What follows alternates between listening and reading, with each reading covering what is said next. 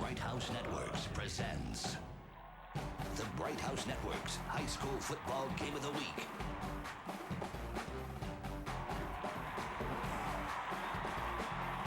Sponsored by Premier Equipment Rentals and Audio Visual Plus.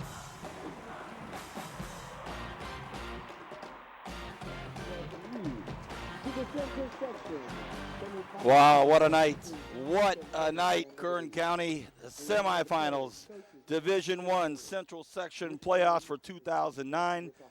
Does it get any bigger than this? The only thing bigger and the only thing better is next week for the Valley Championships for the section.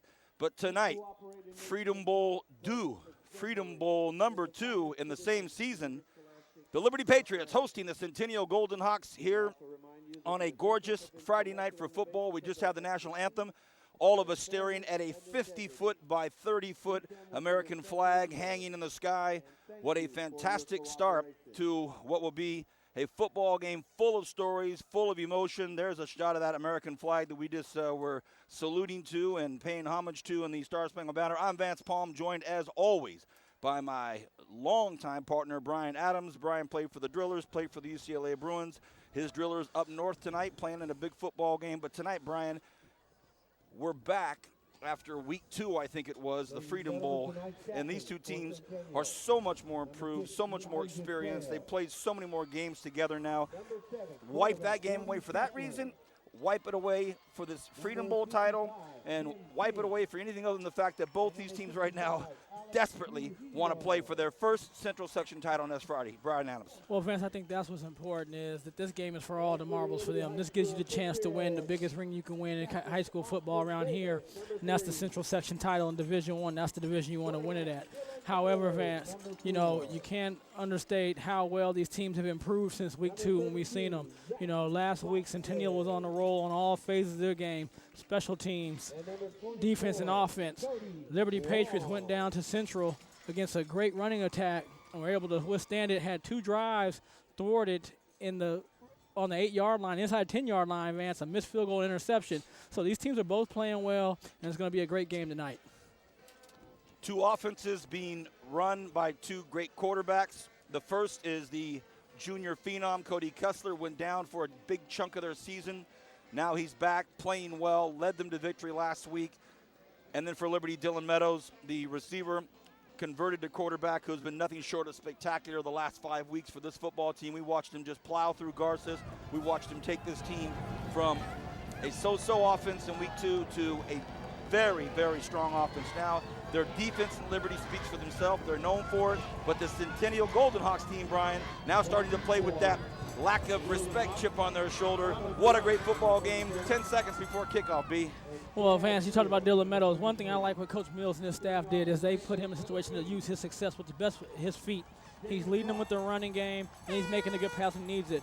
But look forward for a spectacular game, and I'm really looking forward to see Cody Kessler after the injury. He played real great last week, and he's getting some weapons and more and other guys out there. So we'll interesting to see. Here's the kickoff, Vance. Well, we're going to see it soon. It's a short kick. Centennial takes it at the 25-yard line, brought down at about the 31-yard line. This crowd absolutely jam-packed. I'll talk to you about my parking situation here in a few moments and how fortuitous of a parking moment I experienced. But as we start, here we go. 1st and 10 for the Centennial Golden Hawks. They break from their sideline huddle. Quarterback Cody Kessler will have a full roster to throw to tonight. Everybody healthy, everybody ready for a great football game. Settle in. Bright House Network's high school football game of the week. Second to the last week, Central Section Division I semifinals. Here we go, 1st and 10. They start on the ground. They go right up the middle, and we know this fella, Brian. What a great start. Yeah, Vance, that's exactly what you want to see. We just talked about Myron Moore. If he gets going, Vance, he makes that Centennial offense very tough to deal with because now you have to worry about Cody Thorne. You just can't sit back and go against the pass. And he's going to be very vital to the offense tonight. You see right there just a power run. He does a great job picking up about at 9 yards. 2nd and 1. Kessler from the shotgun. They go right back to Moore. Moore plows ahead, picks up the first down. So 2 plays, a first down for the Centennial Golden Hawks. You know, Vanson, right there again, I like what Coach Nixon and his staff has come out and do. They're coming out early trying to establish the run. Now, Cody Temple, you know, obviously they're going a little bit away from him, not going directly at him, but he's able to stand up, and that's why it's hard to run against the Liberty Patriots consistently. Third play, third time to Moore. Moore battles for more yards, gets about 4 or 5 yards, almost to midfield already. Head coach for the Centennial Golden Hawks, Coach Nixon, head coach for the Liberty High Patriots. A very, very happy coach who has spent a lot of time thinking about this week. Coach Mills thinking about his second full season as the head coach here and just how far they've come. Kessler on an option. They pitch it out. Pitches it behind Moore. Moore gets a good block upfield. Moore cuts upfield. Hey, look at this, Brian. The Golden Hawks just marching down the field. Yeah, you know, right there, even though the pitch wasn't great by Cody on that one, Moore does a great job first. But I like Vance. You're going to see on this replay right here. He's going to go to the line of scrimmage. He's going to pitch it a little bit behind, but Moore does a good job of making sure he secures the catch, and then he's going to go upfield and makes a big play for the Golden Hawks. He's feeling it right now, so you almost, you know, that's a good point. You know, he's doing so well as we get at movement from that offensive line, but, you know, Moore starting to pick up all these yards. That's almost the time he would start to leave without the football because he's feeling so good. Just underway, Bright House Network's high school football game of the week.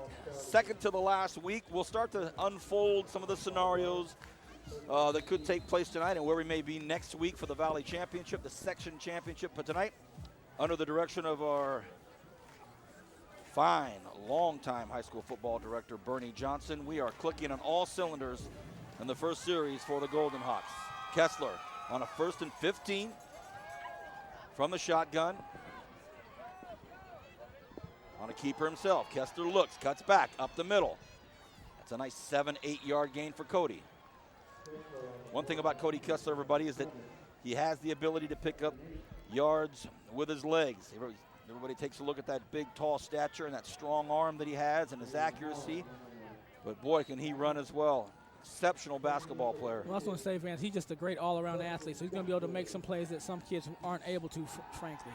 Kessler flicks one us out, and it's taken by Castellano. Castellano hit hard and brought down without a gain. You know, that's the discipline right there you see with the Liberty Patriots defense, Vance.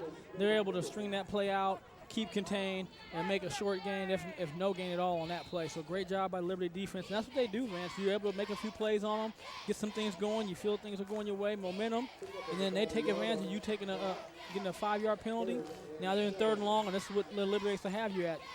Nearly 3 full minutes before their first 3rd down conversion, 3rd and 7. Kessler drops back. First time he'll put the ball in the air. Throws it right across the middle. What a pass, what a catch. First down, Centennial caught at the 25-yard line.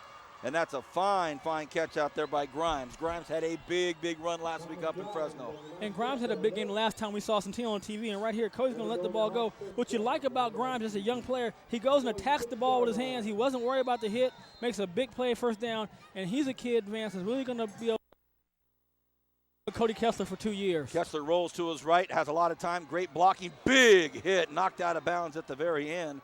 A smashing hit out there. I think the hit was laid out there by Mason Otten. And it's going to roll right. Does a great job of escaping the pressure right there, then throws a strike to the receiver. And good move by the receiver. Just dips out and then comes back up for a little bit. And I couldn't see who that was that hit him. But it looked like Vasquez, Vance. Okay, Vasquez knocked a couple of guys out last week. Should have known that was him. We'll talk about that as well. A lot to talk about, but really no time right now. Centennial, Kessler, a lot of time, a ton of protection, and he flings it out there, and that might be a touchdown. Is it? Is it? Touchdown, Centennial. Brian, you give Cody Kessler that much protection, look out. Well, Vance, you know, the great thing about that right there is 2 things. His patience. He didn't rush it. Last year, he took off and ran. This time, he bought himself some time. You can see right here, he's dropping back in the pocket. He feels the pressure. Just going to step to his right. Nope, I'm going to step up now. Now I'm going to find my target. Now, I believe he hit Grimes on this pass. I can't tell right there. No, 21. And that is Tyler Thornton. And there's a good job of fighting for that touchdown right there. Good job by the receiver. Good job by the quarterback. And give the line credit for the holding them Liberty Patriots up. Everybody knows the name of that kicker now, by the way. Christian Williams with a big game-winning field goal last week. You talk about a big game. You talk about a big kick. that young man right there put himself in the Centennial Golden Hawks book of lore with that field goal last week. So he gets the PAT. Look at this, 7-0 already on the road, and we say that with a smirk on our face on the road. Brian, this is, beyond rivalry. This is a neighborhood, pickup game like Zach Ewing talked about in the Californian today. I mean, this is a close game here as we see this touchdown here. These teams know each other. These neighborhoods know each other. These guys grew up together. So when we say on the road, we say it, jokingly, but there's a lot of familiarity here. It's not like anybody really feels like they've gone like on a 2-hour road trip here.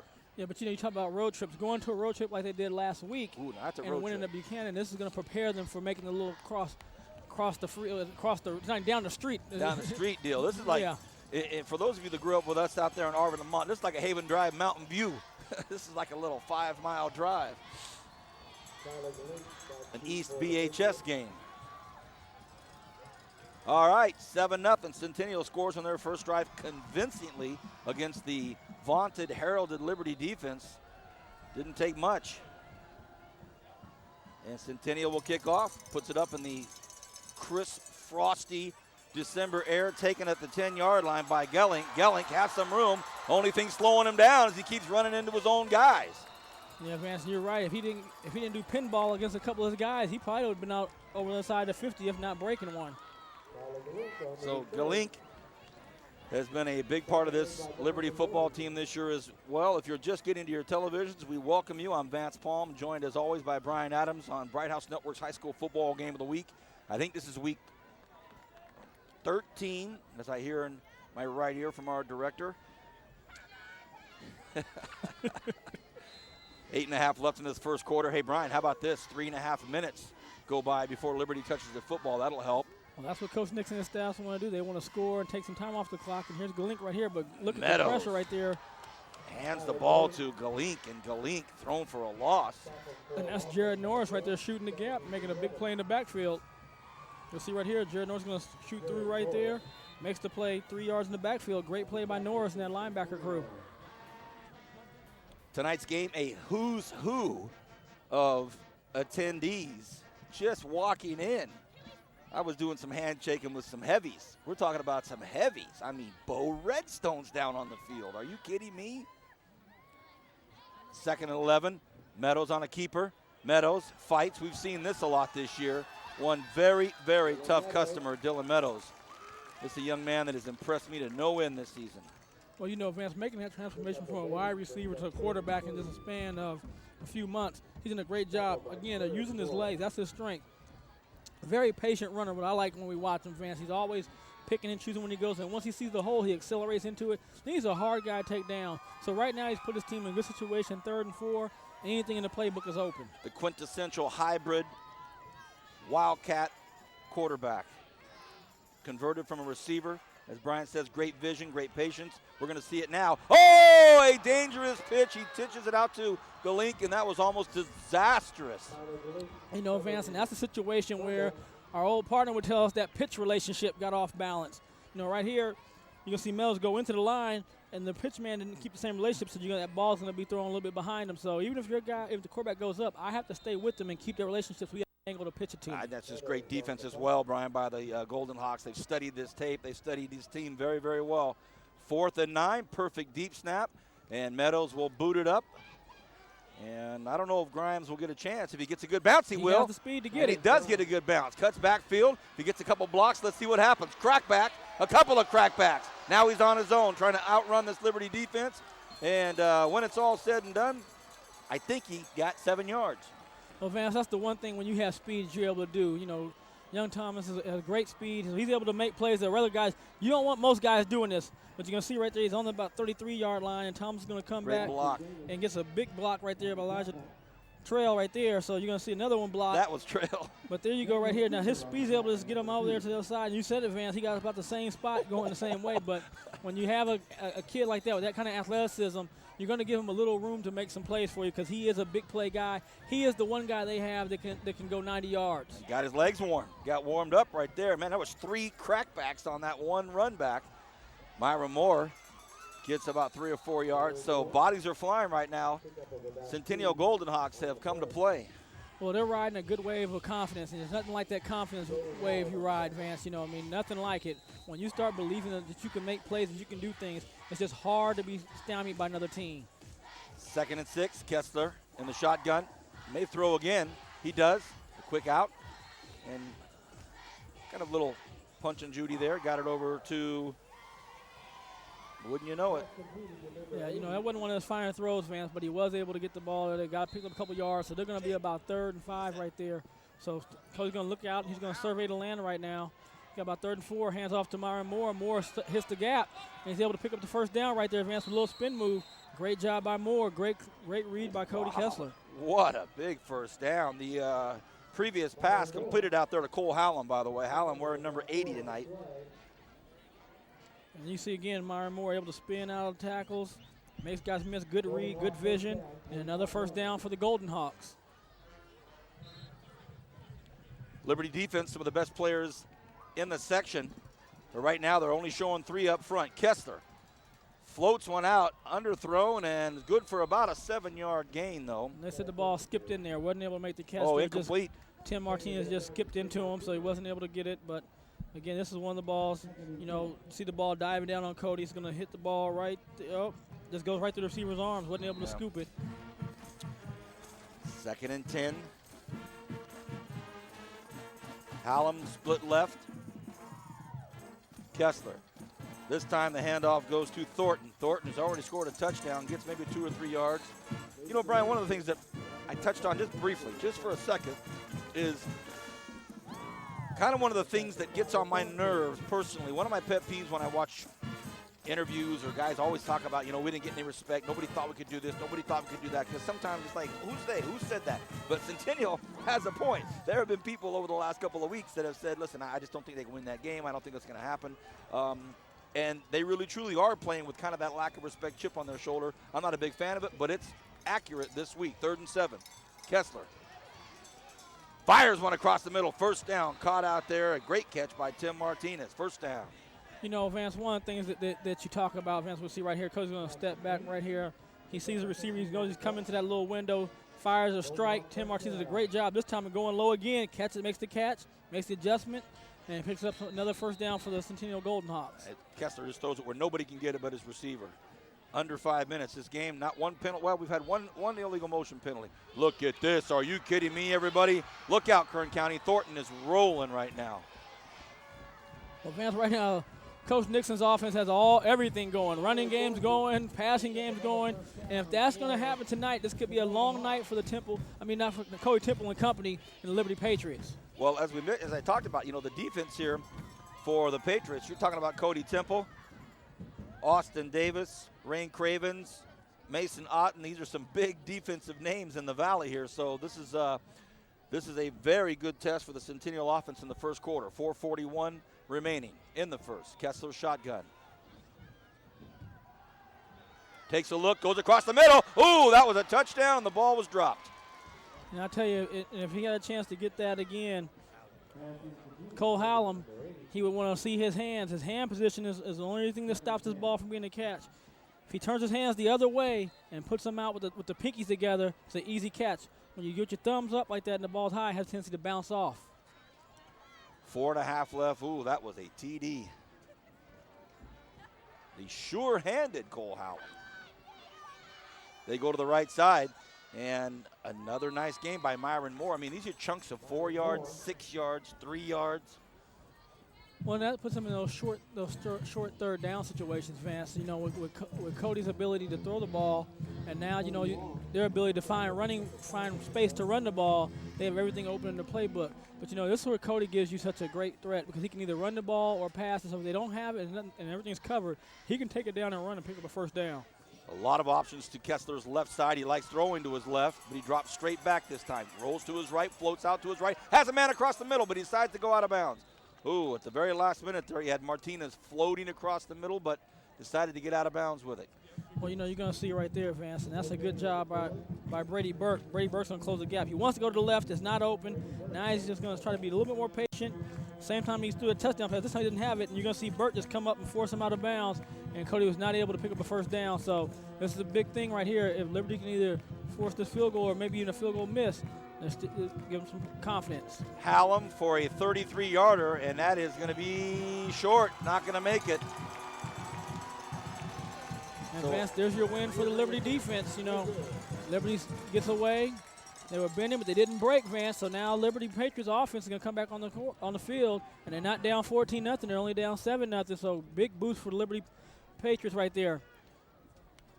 You can see right there on the instant replay, the kicker just kind of got under it and just kind of flubbed it up, and never had enough distance, just not the right accuracy to get in. But it's interesting to see now what the Liberty Patriot offense does. Last time they weren't able to get anything going. They had to punt the ball. So we'll see now, Vance, if they can get something going. You know, I think at some point they're going to have to throw the ball a little bit against this team. But again, you want to stay with what's been true to you. And Moyer, Gilnick, and Meadows have done a great job carrying to where you're at so far. So the missed field goal by Hallam Centennial gives Liberty a chance to at least start it up at about the 20-yard line. 3:44 left in this first quarter. And what a football game. This was discussed at length by pretty much everybody in my circle of cronies, friends, employees, co-workers, relatives, you name it, man. It was all about, hey, a game you're calling this week, Vance, is going to be a pretty good one. And that's overstating the obvious. 2nd and 7. Meadows has running backs right next to each hip. Who's he going to give it to? He starts off going left this time. Hands the ball off to DJ Jones. You know, DJ Jones did a good job right there, Vance, just picking his way through the line and picking up some positive yardage. And he's going to put them in 3rd and short now. Does a good job right. You see him sneak through and drives his legs and does a great job. Did you bring me a hot dog? Vance, I did not bring you a hot dog. You didn't tell me you needed one, big fella. Thanks, Brian. But I do remember some games. I know Hey. that my crew knows it too. We got left out on some ribs and all kind of stuff this year. Hey, 3rd and 4. I'll change the subject. 3rd and 4. 2:38 here in the first quarter. Meadows goes for a hard count. Nobody bounces. Oh, a great job. Fumble! That's Centennial football. That was stripped out of Meadows' hands. Meadows was stopped initially, and then they went for the football and stripped it out. Great job by the Golden Hawks.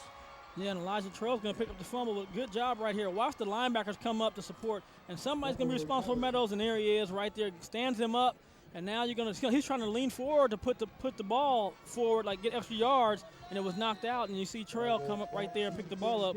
Great job right there by the Centennial defense. You know, Mel, I know he wish he could have that one back, and just at that point, you're not going to get a first down. Just hold the ball, young man. Wow. And trust your defense. I thought it was attempted to be stripped out, but he was reaching for a first.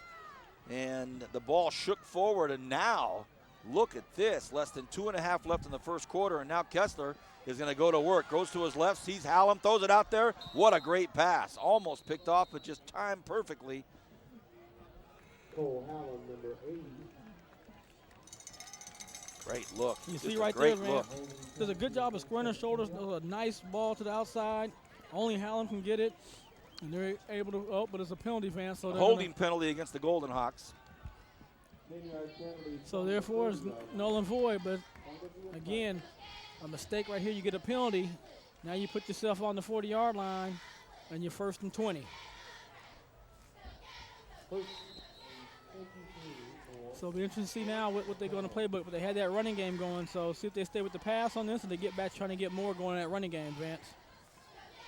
1st and 23, they say. Kessler drops back, looks, has a lot of time. Great protection, has a man wide open. Does he catch it or is it picked off? He caught it. They're calling the catch, but Incomplete. now incomplete. That's the right call. That's the right call. I thought he knocked the ball loose on that one. Well, the defender hit him exactly when the football got there, and I almost thought it was picked off for a second, Brian. Well, Vance, you're going to see right here the receiver does a job right now. He's with his hands, but you talk about hands catches. That's a situation right there where Zach Vasquez separates it. You don't want a hand catch. You want to almost go up and put it in your body and corral the ball like in the fetus position. You're going to get knocked down, but sometimes when you go like that, you get hit and bounce off. So you want to definitely wrap up on it. Well, coming from the man that would know, Brian Adams, the driller and the 4-year Bruin at UCLA, showing me in the body language. He was showing me how to do it. 2nd and 23, Kessler across the middle. Nice pass out there to about the 28-yard line. An early score with 3:25 left in the first quarter. Bullard 14, BHS 0. Already 2 TDs down in the first quarter.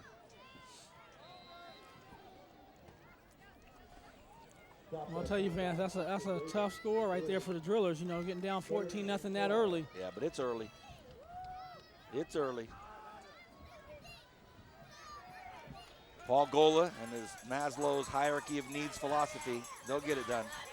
Kessler floats one out there. Could be a touchdown. Oh, just over the outstretched hands of Hallam. Man, that looked good, but just a hair long. I'll tell you, boy, Cody's throwing some balls where only receivers can get it. And you're going to see right here, and I get to do another teaching point right here. When you see that ball floating like that, try to take a couple more bursts before you lay out, and you'll almost put yourself right in position to have the ball. But if he takes one more burst and then lays out, I think he's going to give himself a better chance to get two hands on the ball but one. But great effort by Hallam on that. 4th and 12. Kessler lines everybody up on the line. They're not going to punt. They're going to try to go for this baby. Kessler runs, has a ton of time, looks in the end zone. Is it caught? Oh, another great pass by Kessler. Dropped in the end zone. Vasquez made a great play right there on Thomas Grimes. He timed that just perfect. As soon as Grimes put his hands up, you're going to see right here, great job by Kessler again. He's going to buy himself some time, squares up, throws another strike, but you're going to see Vasquez pull right at the same time, and you can't play it better than that. Great job by Vasquez. And if anybody's going to be the MVP on that series right there on defense, that was Vasquez. He separated the ball once and then stripped the guy away from the ball on that last one. So great job by Vasquez. Well, last week up north, Vasquez knocked out 2 players. I mean, they were gone out of the football game. And one was one of the fastest players in the entire central section as far as football and track in the 200 meters. Vasquez knocked him out. So that's the end of your night, my friend. So another dart thrown by Kessler, but at the last minute, Vasquez broke it up again. Certainly don't want to give the impression that should have been caught. Great defensive effort. And Liberty dodges another one. Yikes. Well, Vance, you said exactly this. You're going to see Meadows this time. He's going to hand the ball again to Jones, and Jones is going to try to push up front and pick up some positive yardage. But I tell you, Liberty's team is dodging some bullets, like you said, Vance. But they have to take advantage of that and capitalize. They just can't keep doing that. If so, I think you're going to see the Golden Hawk offense from Centennial start to put some points on the board. Under a minute left in this first quarter. Meadows goes to his left. Meadows looks to toss. Left-handed, don't forget he's a southpaw, so he's going to his strong side. Lets it go, but is incomplete. That'll stop the clock. 46 left here in the first quarter. And you'll see right here, Vance, he's throwing the whole time. Now Dylan's going to be rolling left. He's trying to buy his receiver was knocked down. He does a good job being patient. And he actually throws a good ball. Looked like it went right through his hands. So good job by Meadows on that. The wind's starting to come in from the southeast. That big flag is about as obvious of an indicator of where that wind's coming from. It was pretty still at kickoff, but now that thing is really whirling from the mountains. 3rd and 8. Meadows has running backs on each side of him. Stops, looks, launches one up there. He's got a man wide open. Oh, my goodness. And Jacob Frost, a little turned around and stopped running there. Well, that was the key, Vance. Jacob Frost stopped running in his route. I don't know if he thought he got turned around, didn't know the ball was coming, but great play action right there. Dylan Mills going to set up, throws a beautiful pass, but we couldn't see it right there. But Jacob Frost kind of just stopped running. Had he just kept running the whole time, like Vince Van Horn did in the Golden Empire Bowl, he'd had a touchdown. Wow. Now it's 4th and 8. Meadows is going to have to punt. He stands at his own 18-yard line.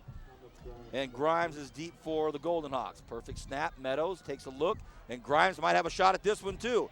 But this time, the Patriots all over him, and they stop it at about the 23-yard line. Great job by the Patriots special teams. We'd like to thank our 2 key sponsors that have been involved with us all season long. Only 2, and that's all we need. Premier Equipment Rentals and Audiovisual Plus. Right as you see their instant replay logo come up, thank you to those 2 great companies. How about those great scissor lifts that Premier Equipment Rentals provides for us? Is that the Godfather over there on a scissor lift? Is that Zachary? We have a special welcome tonight for Oh my gosh. Kaya Hayner and The Godfather on a scissor lift. welcome Hi, Zach. to Liberty. That's his view right there. Well, that was. Sorry. There's Zach's view right there. Half a minute left in this first quarter. Golden Hawks lead by a touchdown. Hallam goes in motion. And they fake the handoff. Kessler keeps it. Ooh, he's hit hard, and he is wrapped up and thrown to the ground. And a big hit out there by who else? Number 15. Jalen Howard. Was that Howard that hit him? Thought it was. I want to say 18, Vance. I couldn't Oh, tell. Armstrong. Could have been Mason. Sorry, Mason, if that was you. And that's going to do it for the first quarter. Bright House Network's high school football game of the week. The Central Section Division I semis underway right now. That's the end of the first quarter. Back in a moment.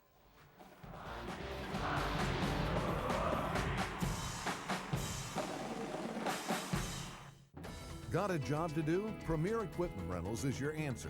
Residential or industrial, we've got exactly what you need to get the job done. Whether it's a drill, trencher, bobcat, backhoe, or excavator, you can always count on Premier Equipment Rentals. And with our new extended hours, we're available when you need us. Check us out at 3217 Patton Way and 5001 Stein Road, or give us a call to find out more. Don't forget to ask about our weekend specials. Make your next project a breeze with Premier Equipment Rental.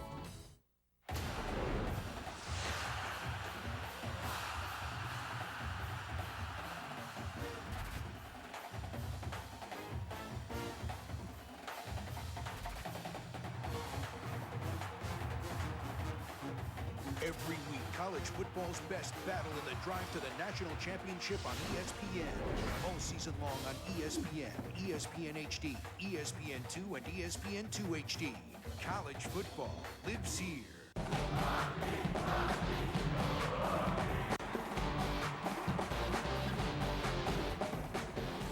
Welcome back to the second quarter, everybody. Vance Palm alongside Brian Adams. Kessler on a 2nd and 7. What a nice route. Great pass. Gets a little bottled up in there, and a big punishing hit at the end of it. And the Golden Hawks close to a first down, but don't pick it up. It's a chilly night, not unbearable, not unmanageable. Yeah, man, I think you're right. It's not that bad tonight. You know, last couple weeks we've been up here bundled up, freezing out here. But tonight's not that bad at all. You see Moore picking up the first down right there. Good, strong run. Moore. 3rd and 3 it was. They picked it up now, so that very, very successful on 3rd down conversions right now for the Golden Hawks. Well, Vance, it's easy to be successful when you're doing 3rd and short. That's the key to success on 3rd down. If you 3rd and 3, 3rd and 2, you have a lot of success. Kessler in trouble, wrapped up and thrown down. A great play out there by who else? Rain Cravens, and he was helped out there by Jalen Howard as well. But there's a look at one of the finest players in this Central California area right there, Rain Cravens. Goodness. Yeah, Rain is a player. I mean, he brings it every time, He's plays a real hard. deal. You just love his motor. He's always going hard. He never quits. And does a great job right there of sacking Cody. Hopefully you and I have some time as this game unfolds to talk about who we believe to be the top players in the area. There's one of them, Rain Cravens, and the guy chasing that running back down there, Cody Temple, is another. And it looks like they'll get back up to the original line of scrimmage for a 3rd down. You see right here, Thornton does a great job of making Temple miss. He's able to accelerate upfield. Like you said, Vance got back to the original line of scrimmage, so 3rd and 10. So these are the distances that you want on the defense, 3rd and 10. Now you can let your front 3 guys maybe get some pressure. And your secondary guys have been playing good, and they're pretty picking up plays downfield, so we'll see what happens. A ton of time. Kessler just had mountains of time. He'll get the first down here and more. So Cody Kessler right now, Liberty's philosophy is just to give him a lot of time, try to match up in the secondary. Maybe the linebackers kind of shadow him, but boy, is he getting a lot of time. You know, Vance, that's exactly what's happening right there. The 3 guys up front aren't able to put the pressure on Cody. They're going 3 against 5. That's tough. And then Cody right here is going to do a good job of taking his time. He's going to pick up the first down. That's what I talked about earlier. When you have a guy like Cody's ability to run the ball, it really puts your defense in the bind. Boy, oh boy. Oh, and he slipped. Fumble! It should be down already. Should be down by contact. Pretty obvious look at it. They're pointing. I mean, I thought he's already on the ground before the ball came out. He was already down. I don't know how that can be. But the Golden Hawk players are acting as he fumbled the ball, so they must think he fumbled it. Oh, boy. Well, we don't see it. He just slips. He slips and goes down. The ball pops out. Boy. Well, the switch has been made. Liberty offense back on the field. We saw, when it was live, no contact made by anybody except the ground. It's 1st and 10, Liberty. Meadows flicks one out to the side. It's going to be caught out there by Galink. Galink wrapped up after about a 3-yard gain, 4-yard gain. Well, one thing's for sure, Vance. This defense is playing right now for Centennial is not the same defense we saw at the beginning of the year. They Nope. are playing much better defense. And, you know, and Ryan Renz is the defensive coordinator. He's been calling a long time with Nixon. He's doing a great job. He's a Boise State alum. And I know he's hoping his Broncos make the BCS. Probably will. We're in the second quarter of the Central Section Division I semifinals. One of these two Bakersfield teams will play for a section title next week. They get to the 40-yard line, and he gets held up. And helmet pops off of TJ. DJ's talented young man. Yeah, he is. And right there, you know, give the credit again to the Centennial Golden Hawk defense. They're just going to stand him up and drive him back, stop momentum, whistles blown. And once again, they put him in 3rd and long. And, you know, and he's going to have more success when you're on defense and you're putting people in 3rd and long. And one thing about the Golden Hawks, they will bring some people. So you won't see just a 3-man rush in this situation. They're going to try to put pressure on Meadows. Tim King, Richie Peckfelder amongst the 4 or 5 on that front defensive line. They're going to bring it to Meadows right now. Here they come. Meadows rolls to his left. He's in trouble. Meadows goes back to his right. Can he break free? He does. It'll be a first down for Dylan Meadows. That is vintage Dylan Meadows right there. You know, Making something out of nothing. making something out of nothing. But one thing I'll tell you that Coach Renz is not going to be happy about is because the outside guy on the left side losing contained. You got to keep him contained. You knew they're going to bring some pressure. Mel did a good job of avoiding a tackle. There it But is. Where's your containment? You got to force him back into where your defensive players are. And they weren't able to do that. And Melo's done what he's done since we've seen him in week 2, and that is use his legs to make plays. And I think, again, that's his strength. That's a big 3rd down play for him. So the Golden Hawks break one of the cardinal rules and let a scrambling quarterback get outside and pick up a big first down, and not just big in yardage, but that was an important momentum sustainer right there. Meadows kicks it off to the right side. Dangerous pitch to Moore. Sorry to Galink.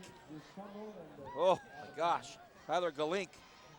That ball trickles out of bounds at the very Right last we talk second. again about that pitch relationship, and the ball's thrown too far in front on that one.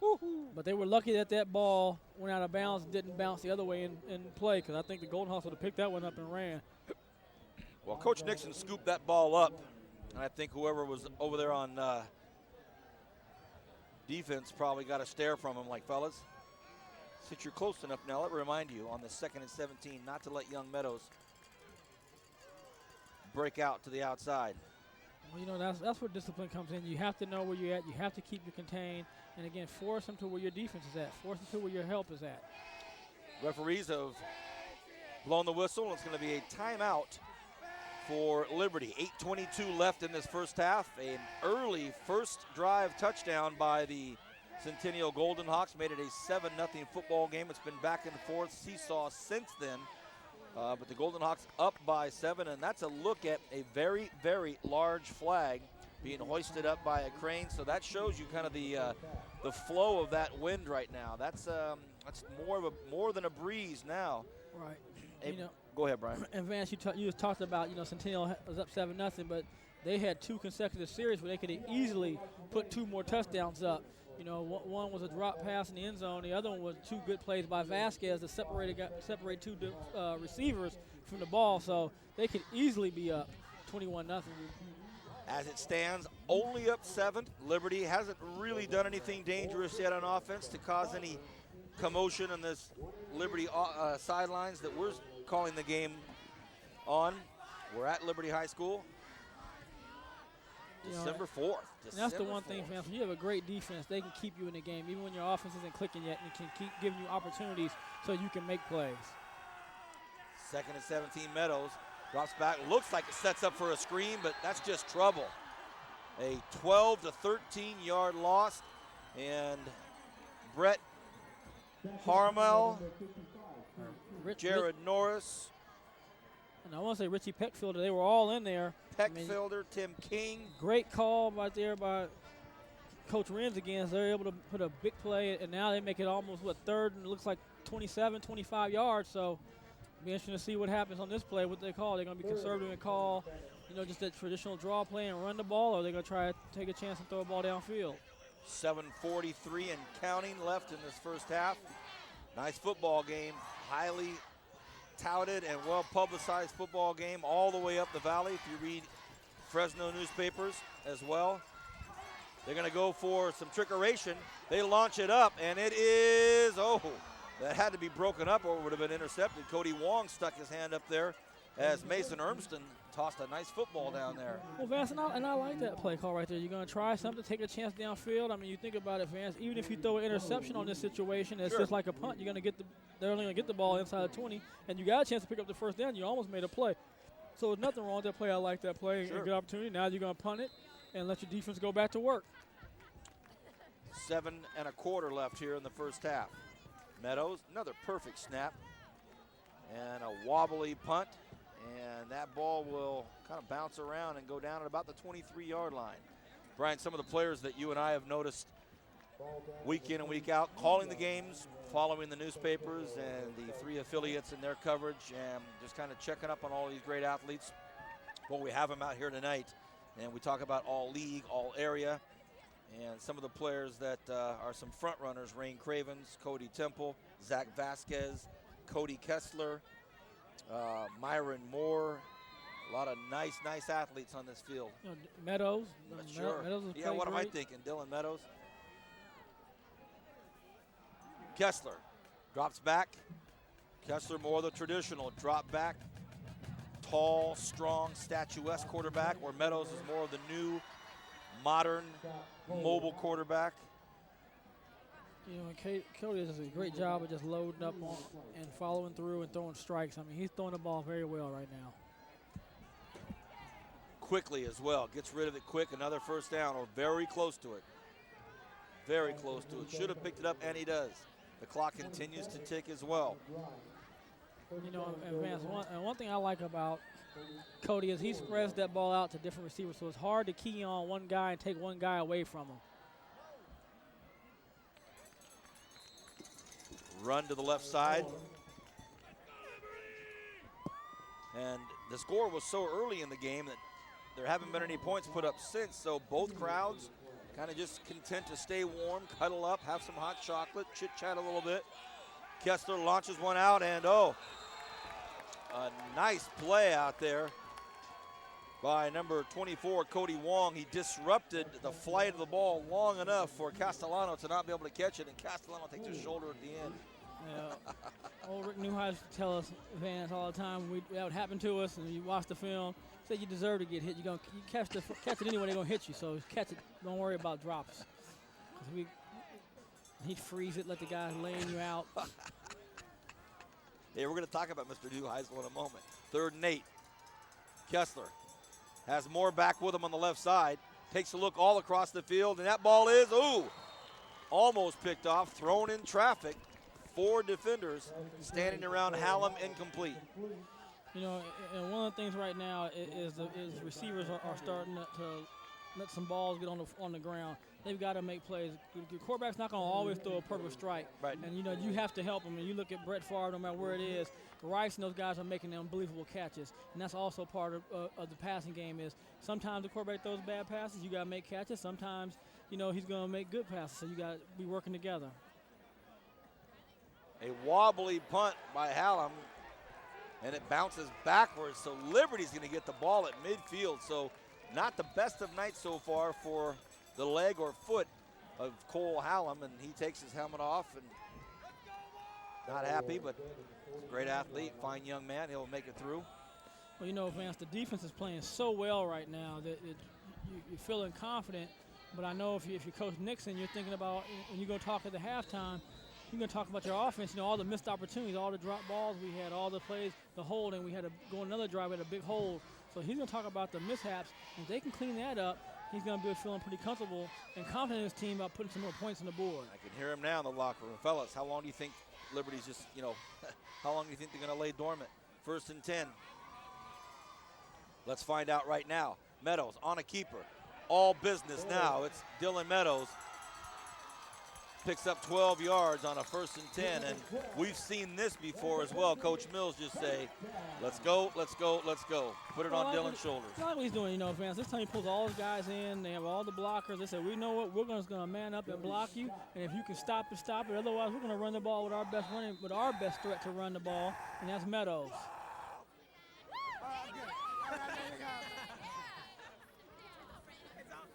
Bright House Networks high school football game of the week. That was the fan cam being manned by Tony Armbrust.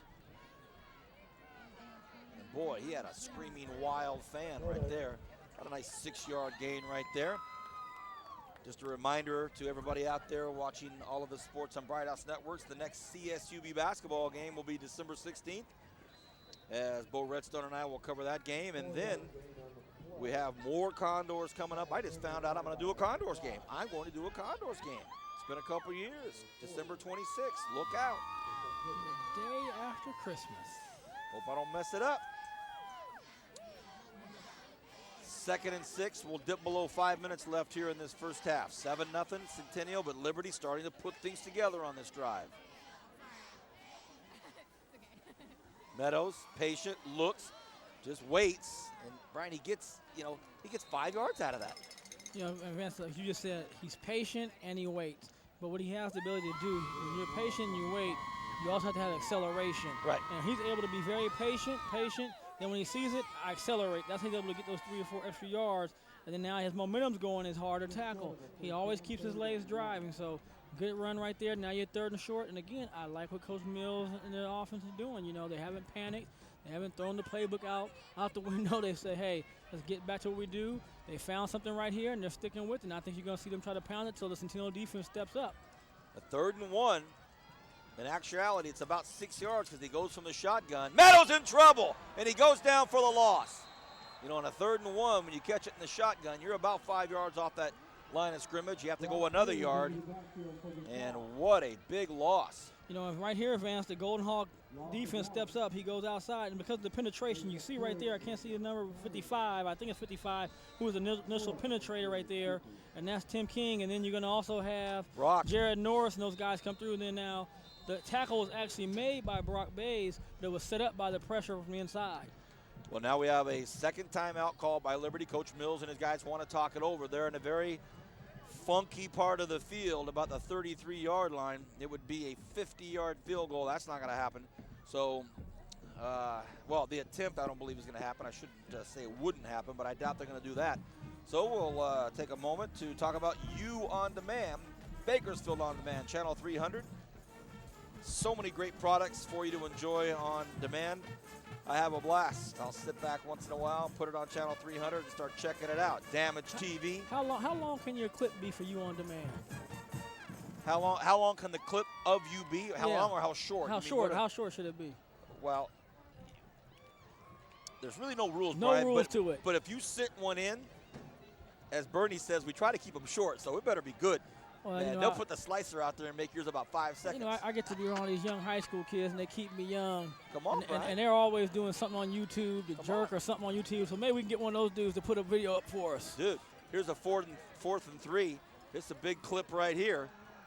Meadows fires it out, and it's picked off. Read perfectly. That was time, read perfectly, and it could be even more damaging. No, he's run out of bounds.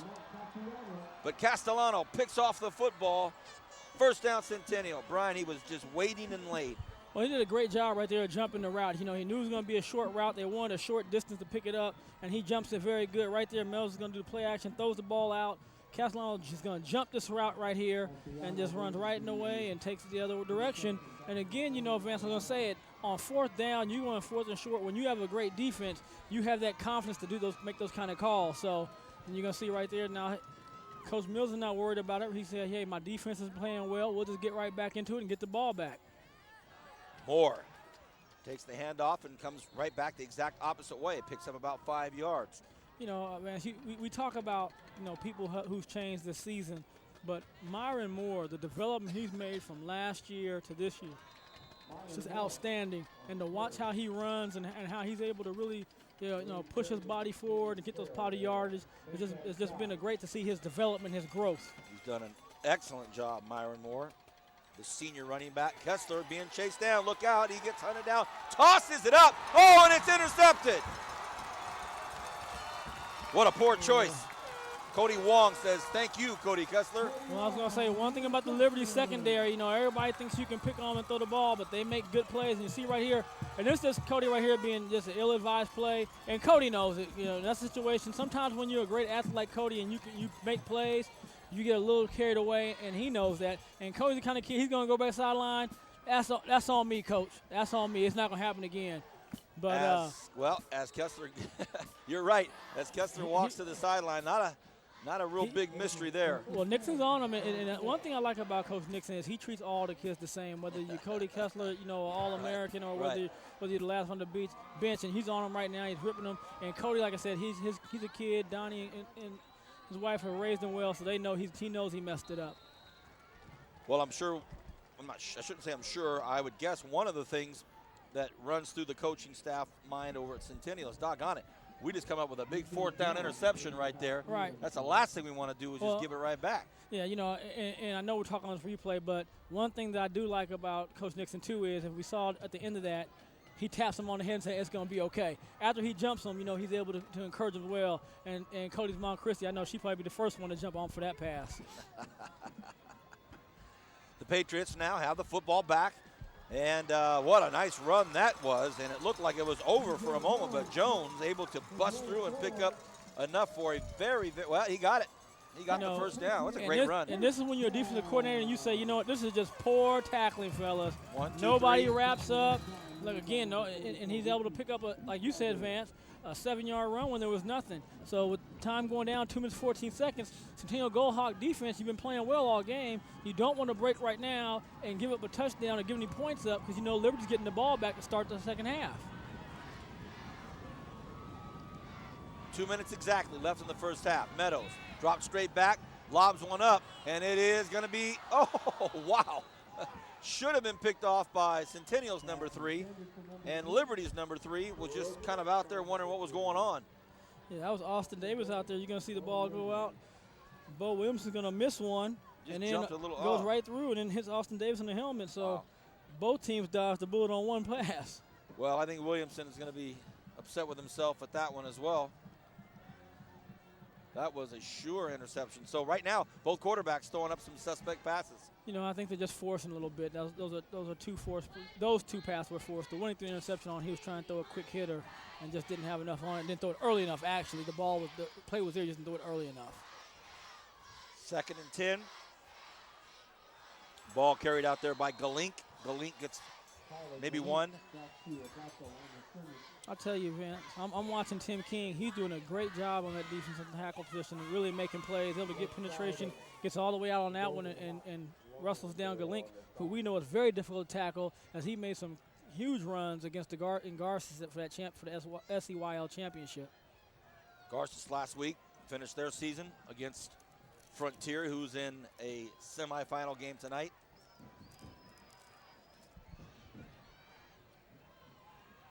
Third and 10. Meadows goes long, goes deep, and it is just over the outstretched hands of Jacob Frost. So Frost not able to get that one as well. And that's going to bring up a 4th down. They'll have to punt it. And with the quarterback with the arm strength of Kessler, you never know. But right now, Meadows shows his arm strength. I mean, look how far Meadows has come with his ball. You see the ball now, a tight spiral. Earlier in the year when he was trying to make that adjustment, wasn't really able to get the ball turnover. But now he's throwing the ball beautifully. And, that series right there, wasn't able to make a play, but they didn't give anything up, didn't throw the interception, dodged the bullet, minute 10. So it'll be interesting to see what the Centennial Golden Hawks do. Meadows punched this ball out of bounds, not the best, so that's going to go out. Let's see where the officials put it. The 32-yard line, so, wow, 68 yards to the end zone. And we'll see if they can do it. 1:04 left in the half. Centennial leads by the early touchdown, 7-0. I'm Vance Palm, joined by Brian Adams in his 12th season here in high school football game of the week. What do you have for me, B? Vance, Centennial has 1 minute and 4 seconds left. We know they can move the ball in the air through passing, but they also have 3 timeouts, so they have plenty of time to get the ball down there, get into field goal yards, or actually try to throw the ball in the end zone for a score. Well, man-to-man out here, and it's wide open. Let's see if they try to make something happen. Kessler, nope. They hand the ball, and they go right up the middle. So the running back gets a punishing 5 yards, Myron Moore, and they're not calling timeouts. Not calling timeout, so they might just be content to let the ball go in at the half. I guess so. I would have thought with Kessler's arm strength and these weapons, maybe take a couple shots at it, but. Yeah, because Liberty's going to sit in their cover 2 defense. So. Well, Coach Nixon just says, you know what? Well, now he calls a timeout.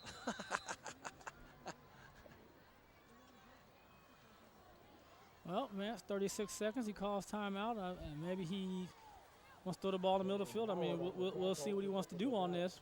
But that's a little interesting. I thought he might have called a timeout after that last play, but he's decided to call a timeout now, so we'll see what happens. Saw one of your good friends, coaching icon, and the former head coach of the Liberty Patriots on the sidelines as I walked in, Coach Provençal. Yeah, I didn't catch him tonight, but I haven't seen him in a while. Usually I catch him at one of these games, but very good guy. I know he usually comes out with his sons. I know he took off to spend more time with his family, so that was a great decision, for him and his family, and they made. I know he's reaping the benefits of that. Well, he was down there in that same group with the great one, Bo Redstone, and Manuel, coach from Shafter. I mean, these some heavy hitters here tonight. 3rd and 3. Kessler walks along the offensive line. He's right behind the quarterback here, so let's see what happens here with 36 seconds. And, well, one thing they maybe didn't plan after that timeout was for Garrett Hazlett to bust through the lines. That's always interesting after a timeout, what happens. False start. Move it back to 3rd and 8 now. So kind of a disjointed last minute here of this first half. Well, both guys jump. So when 2 guys jump, you wonder. Yeah, and then you get busted on by Cody Temple. So that's just double jeopardy. Wow. Cody Temple, arguably most valuable player in any football team here in the Central section. He just bowls his way through there. Look at this. Myron Moore picks up a 1st down. And I mean, the clock's going to stop right now, Vance, because they picked up a 1st down. So we'll see what happens. Train came busting out of a tunnel, man. I mean, that's what I said about Myron. He hits those holes so hard and explosive. See right here, he's going to just go right up the gap. And his speed, he's able to just force that ball up there and pick up a 1st down. And Centennial calls now their 2nd timeout with 29 seconds left there on the 50-yard line.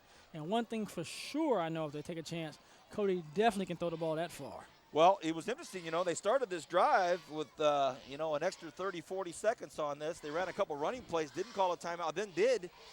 And now here they are, midfield. 29 seconds left in the first half. Brian and I engulfed in a sea of red atop the Liberty announcers booth. 7 or 8 coaches here from Centennial. Chagrined at the choice prize real estate that our Bright House boys set up for us. I came up here, saw this little corner spot they put us in, and said, oh, this is nice. Thank you, Bernie. But we're drawing the ire of the Centennial coaches. Just kidding. Here we go, 1st and 10, 29 seconds left. Exactly midfield. In motion is Grimes. Kessler drops back. Kessler looks, throws one out, a flag on the play. Beautiful pass, beautiful catch. What's the call going to be? Touchdown. What's going to happen? Let's see what happens. The flag came very early in the play on the sidelines.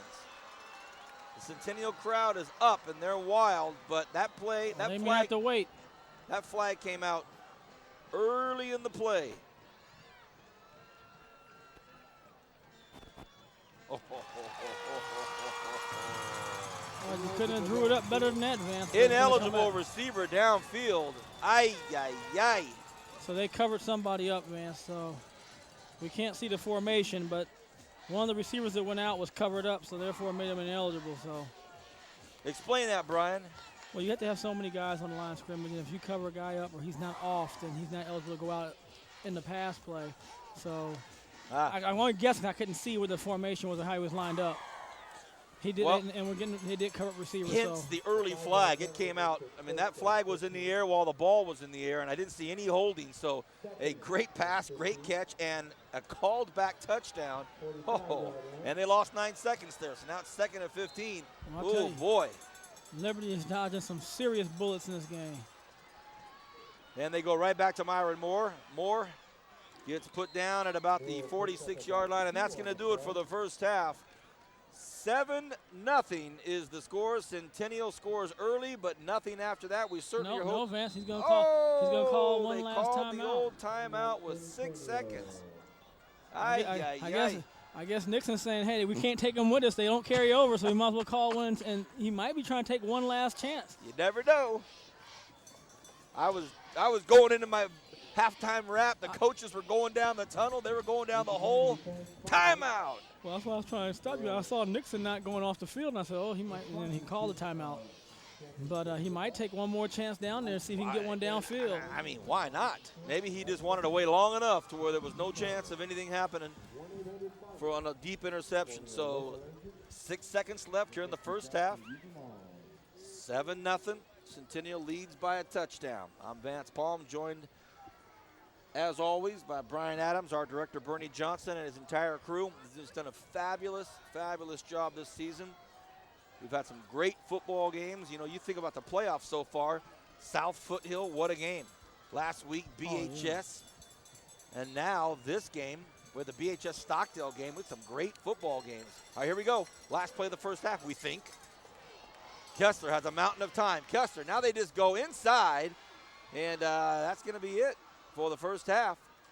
7-0, Centennial leads. Enjoy this quick break, and when we come back, we'll get into the third quarter on Bright House Network's High School Football Game of the Week.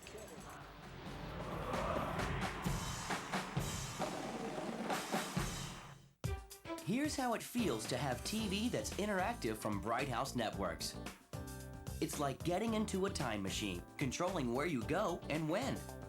Because interactive TV is the only way to travel back in time and start over a show already playing. Choose programs that you start on demand. Even set your DVR to look ahead in time and record future episodes.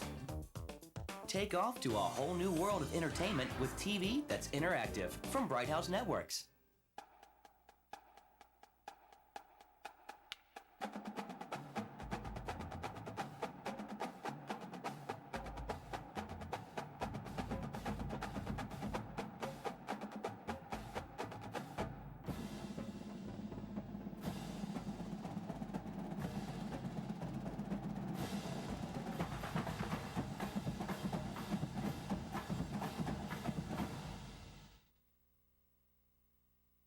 Mondays. No two are quite the same, yet all seem to have one thing in common. They're depressing, but it's not all totally brutal.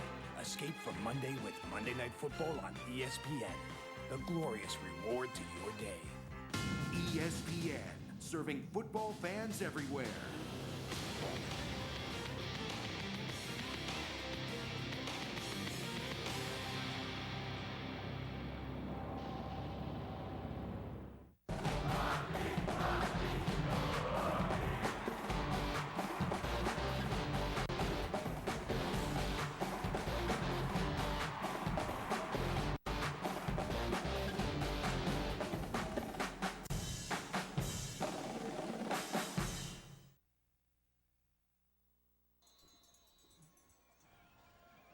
Welcome back, everybody.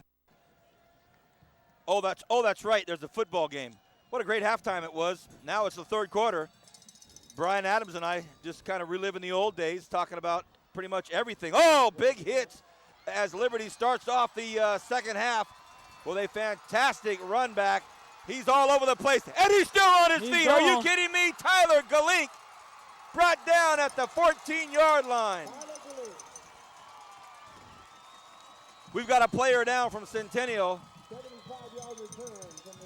He's up now. Well, you're going to see this what right a here. run back. You're sorry, they're out of their lanes already, so there's a big, huge hole, and then Galink's going to do a good job of making guys miss, keeps his balance, makes another cut, and now he's going to accelerate, and his own man kind of nudged him for it, but great job right there by number 23 of Sean Johnson of not giving up his angle and able to stop Tyler Galink, and hopefully, you know, if you're Centennial Golden Hawks, that your defense holds right here and forces the field goal attempt. But great return, a way to set up the momentum and get the Liberty Patriots going. Wow. That's the kind of early offense on special teams this team needed because they were struggling offensively. That'll get Brian out of our halftime chit-chat right there. Here comes Liberty. The Patriots on a 1st and 10 from the Centennial 15-yard line. And they go right to DJ Jones. And it'll be 2nd and 5. So just like that, right out of the gate in the 3rd quarter, Liberty knocking on the door. You know, whatever the halftime speech was by Coach Mills, the special teams department got the memo early. Well, to add to the drama, a nice golden yellow 3-quarter moon slips up on the northeast side. 2nd and 5, just underway in the 2nd half. Dylan Meadows. This time, he tries to go to the right side, hands the ball off to Vasquez. Vasquez gets nothing. When you're going to see Brock Bates do another good job of come off his course, keeping his contained, stands him up, pulls him down, and tackle for a loss, and it puts him in 3rd about 6 or 7. So right now, again, we talked about Cody Kessler being a dual threat. This is where Meadows is very dangerous. He can roll out, he can drop back, he can keep the ball on the run. So anything can happen right now if you got Dylan Meadows at quarterback. And I look for a play to be in his hands, whether he's going to run it or throw it in this situation, Vance. 3rd and 6. What an exciting start to the 2nd half. There's a look at that moon. Sneaking up on us. Meadows calls a timeout. Coach Mills and Meadows over there. An emphatic timeout taken with a $1:40 gone in the 3rd quarter. Welcome back, everybody. If you took a little break at halftime and went to the fridge, went to the kitchen, or did whatever you did, we're back. And Liberty High School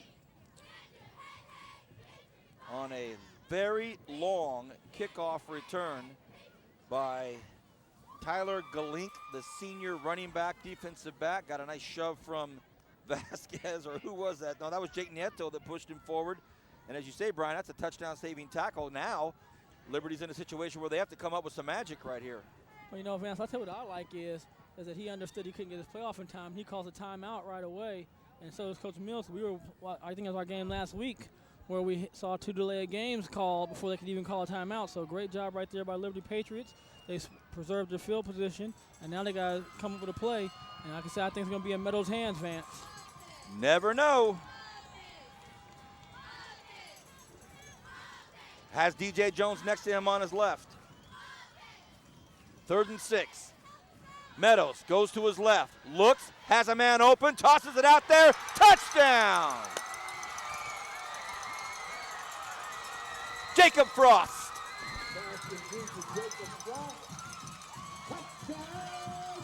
Well, Vance right there to play action. He's going to roll. And I like, again, you're rolling to his quarterback strong hand. He's going to square shoulders. There's a nice pass right there to Frost. And look how Frost goes and catches the ball. And look, we talked about it. Look how he has that ball cradle. Vance secures it. Big-time catch for a touchdown. And they're back in it. And if they kick this little PAT right here, Vance, they will be tied up. Well, then, unbelievably enough, a player not ready for the PAT as we see Jesse. Oh, that's my buddy right there. Jesse B. Dion. Well, young Dion had to get ready. He said, hey, we haven't done this in a while. B sprints on the field, and they are under the nick of time here. If they get off the PAT, it's going to be tight. They do. The snap, the hold, the kick, and it is good. We're tied up. And that's my young family right there. So I'm glad they made the field goal. 'Cause, you know, the PAT. Well, here's a look at that touchdown. The patience from Meadows, but also a great pattern. You won't see it in your picture, but Frost really set him up well. Shoved him in and took him out. He did. He did a good job of selling it, like to go inside, and he drove out. But I like is he kept running. He didn't stop, you know, and that's the key. Because if you stop, that defense is going to close that gap and be able to separate you from the ball. But great job right there by Dylan Meadows. But, you know, right now, Vance, we're back in the game, and one thing that Centennial, you know, wasn't able to do is take advantage of some opportunities to really put some distance between them and the Liberty Patriots. And right now, they're all knotted up. You see Coach Actis talking to his special teams, probably saying, hey, make sure you stay in your lanes. Let's not give them a big play back. Liberty goes 2 full halves without scoring. And then they score in less than 2 minutes to start off the second half. Man, that's what you want if you want to start your offense. You want a short field, and you can't get much shorter than about 18 yards. So great job right there by special teams. And, you know, give Dylan Meadows and the offense credit for having some time to throw the ball and making a good pass and a catch by Frost. He's going to kick off right here and tie the game up. Thomas Grimes, as well as Sean Johnson, deep.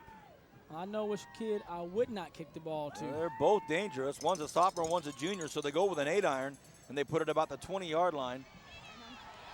A nice big hit, and there's still some action taking place down there. Now it's starting to get chippy early in the third quarter. I mean, there's I like that. That's good coverage right there by Mason Otten, and there you go, Jesse Beat again. You're going to see Mason Otten come through, and then look, Jesse Beat does a good job of following through and making sure that tackle's secure. So great job by the special teams right there on the coverage, as they do a great job. And the Centennial Golden Hawks have to get some momentum back, as you know, let's see what they answer back. They had that one good drive to start the game, Vance. They've been nada since, so let's see if Cody Kessler and company can make something happen on this series. Kessler starts off going to Moore. Looks like Liberty's waiting for it this time. Oh, man, look what a big kickoff does in scoring touchdown. You know, in the first series of this game to start off with, they were pounding with Moore, able to slash him. That play right there, Moore only got about 3 or 4 yards. Kessler with a group of guys out to his left. Flicks this one. Oh, goodness. A huge hit out there by Rain Cravens. The pass was complete, but he you're going to loses see his Rain footing. Cravens come right here from rushing to making a play on a quick and speedy Thomas Grimes. So great job right there by Craven. Grimes lost his footing for just enough. Hello to the Grimes family. Kessler now goes to his left. He'll pick up the first down, and he'll get out of bounds. You know, advancing right there, that's a situation where that contained Jalen Howard was lost. And again, with Cody Kessler and Dylan Meadows, quarterbacks that are able to make plays with their feet, you have to make sure you contain them. You can't get them to the outside where they can hit that corner and they're able to pick up a first down easy. Went out of bounds, so the clock stops with 9 minutes and 11 seconds left in this third quarter. We're tied up 7-7. Kessler goes to his right, has some good protection, flicks this one out, and it's caught out there by Martinez. Martinez wrapped up and thrown down about the 41, 42-yard line. Well, Vance, you got to give the Centennial Golden Hawk offensive line some credit right here. Right now, they're getting good protection. They let them roll out and make a nice throw. And you're going to see again, they hit that little short route to Tim Martinez. Does a good job of catching it, and he's able to pick up about 6 yards. So now you're talking about 2nd and 4. Moore runs into trouble. Liberty defensive front now starting to step up. Well, you know, I mean, Vance, I said there's a few series in that first half they're able to run, but the last few series, you know, especially in this series, they're just not able to slam that ball up there like they were before. So now the other guys, Howard and Craven, are helping Cody Temple, who's getting double teamed. You know, and when one guy's taking 2 or 3 guys, it's leaving other guys open to make a play. So his linebackers have to really do a good job of flowing to the running back of Moore if they're going to keep him contained. 3rd and 3. Liberty defense hoping for a stop here. Kessler's going to keep it himself. Will he get outside? He does not. Kessler stopped. And there's the flag right there. So they gave the flag. It was a late flag, but it is a flag nonetheless, and they're going to move that. They horse collared him. The chains. Well, face mask, personal foul. Oh, so it's going to be 15 yards tacked on. So they got the face mask. Cravens, I believe. You know, and that's one of those ones where, you know, Craven's not trying to go for it, but you see all the time, Vance, the quarterback kind of ducks or the running back kind of ducks, and you go in to tackle him and you just kind of just grab him by the face mask. I think it was Cravens, I hope. And we saw that last week. It played just like that in the game last week. We saw that in the Stockdale BHS game. Oh, instead of a 3rd down conversion stuffed in the backfield, now it's 1st and 10 from the Liberty 43-yard line. So with 7.5 left in this third quarter, this game's starting to take on every possible scenario of a thriller. Look at this! A bullet across the middle to the 25-yard line, caught out there by, of course, Thomas Grimes. Well, Vance, one thing I'll tell you this, Thomas Grimes is standing out there. We don't have his weight inside, but, he's not the biggest kid in the world, but he has one of the biggest hearts. I watched a lot of receivers over time, but his ability to go across the middle, he has no fear about catching that ball across the middle against anybody. Can you imagine that guy 2 more years with the Golden Hawks? You're going to see big things from this young man. With his speed, he's open again, but he couldn't roll out the other way. There's another pass, touchdown. Kessler, touchdown! Castellano gets it in. Well, he got the one before the half, Vance, that got called back, and so it's only apropos that he gets this one right here. Looked like the and exact great same job play by Cody Kessler of looking to his left, and then had to move over to the side, bought some time, throws a strike right in the middle of that defense, and great effort right there to dive for the touchdown. The official all over it. Made sure the ball got across the line before the knee went down. Touchdown, Centennial. We go 2 halves with just 1 touchdown. Now in 3 or 4 minutes, we've had 2 very quick ones. And that's a nice PAT out there by Christian Williams. So now it's 14-7. For those of you just getting to your television sets, you're just getting to this game. Centennial scored in their first series very early in the football game, and then nobody scored the rest of the half. And now both teams have scored with 3 minutes and 44 seconds into the third quarter. So here we go. Listen, with my math, guys, I'm lucky I got that close. I can hear the chuckles, the laughing. Ironic, because all I do is count all day. 7:16. That's what's left in the third quarter. Now both sides of the football field, both stands are now starting to say, oh boy, this is going to be an interesting finish. We hear that it was still 14-0 at half, Bullard BHS, but haven't had an update so far. We'll see if we can get one. Don't know what's happening over at Frontier. For those of you that are familiar with Liberty football games, the public address announcer, the incomparable Mike McQuarrie. There's only one Mr. Mack, and he does a phenomenal job. Haven't heard a score come from his voice yet on any other games taking place. First in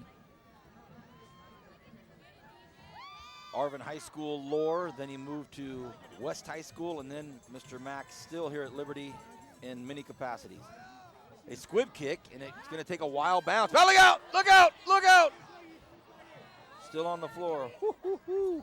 Man, that was a wild bounce.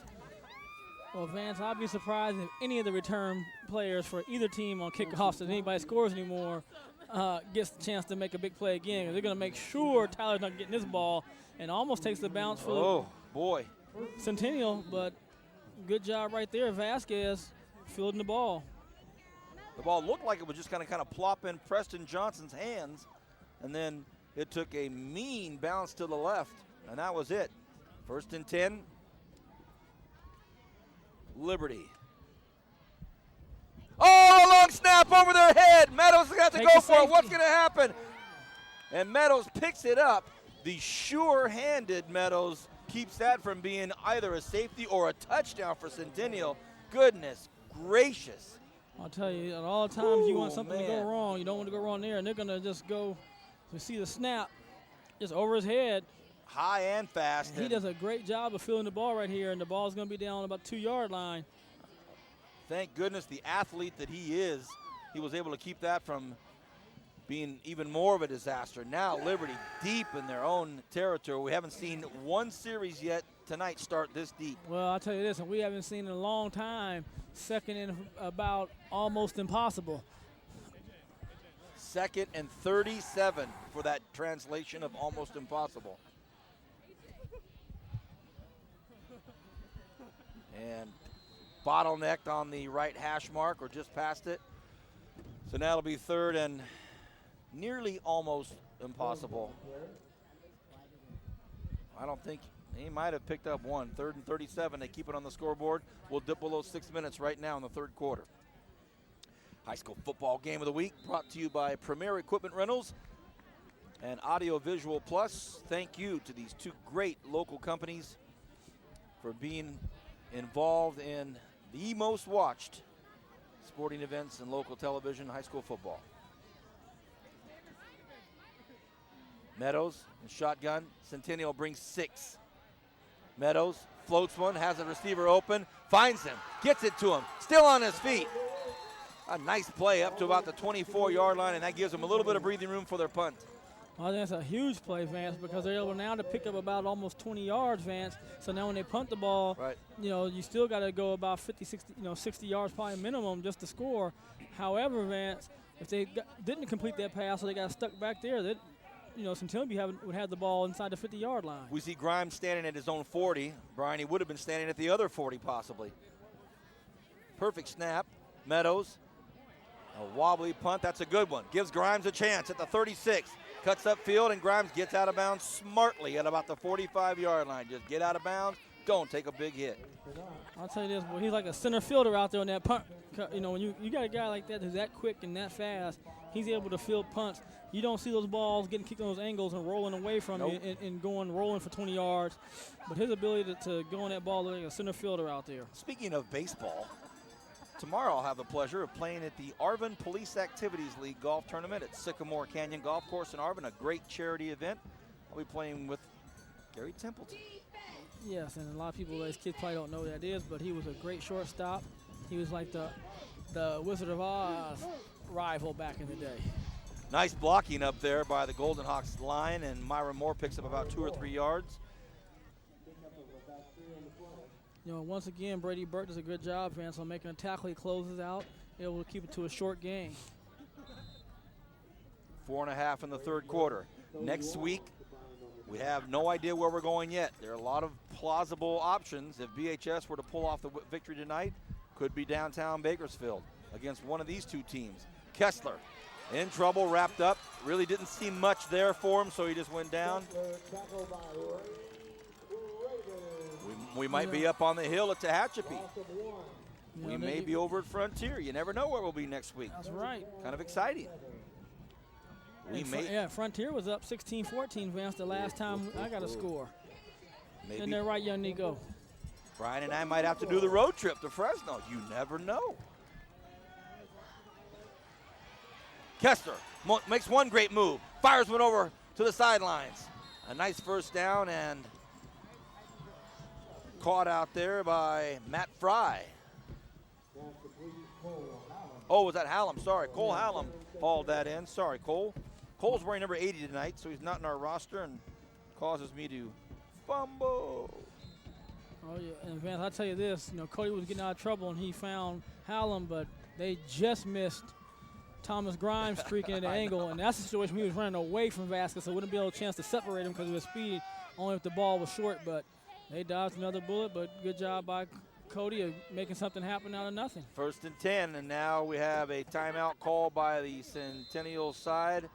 They want to talk it over. A little confusion as they broke from the huddle. Receivers running on different sides. They were running behind the linemen, trying to figure it out. So Coach Nixon said, hey, we're up a touchdown, 3:46 left in this third quarter. This is a very, very important drive. 1st and 10 on the Liberty 39-yard line. So good timeout. Let's regroup. Let's make sure this happens correctly. Vance, and so far it's been a pretty clean game. Haven't been many penalties played tonight. The one penalty in that series before, extended a series and ended up getting a touchdown, but very cleanly played game tonight. All right, Brian, UCLA USC, they played their game. A lot of hubbub, a lot of discussion about gamesmanship between these coaches or lack thereof. Running up scores, making plays they didn't have to do. I really don't think it's that big a deal. I'll get your thoughts on that after this play or the next, whenever in the next couple minutes. So your thoughts on Coach Carroll and Coach Neuheisel and that new rivalry, new old rivalry. They flick this ball out, and they only pick up about 2 yards, can put it out there to Castellano. So I have a feeling they called probably 2 or 3 plays at that timeout. Right now, Vance, they're got 2nd down. I think they're okay. They feel good about where they're at. The Centennial offense has done a good job. They just weren't able to capitalize earlier, but the defense is playing very well. So, I don't think they're really worried right now, but let's see what they can come up with on this series right here, or this set of downs.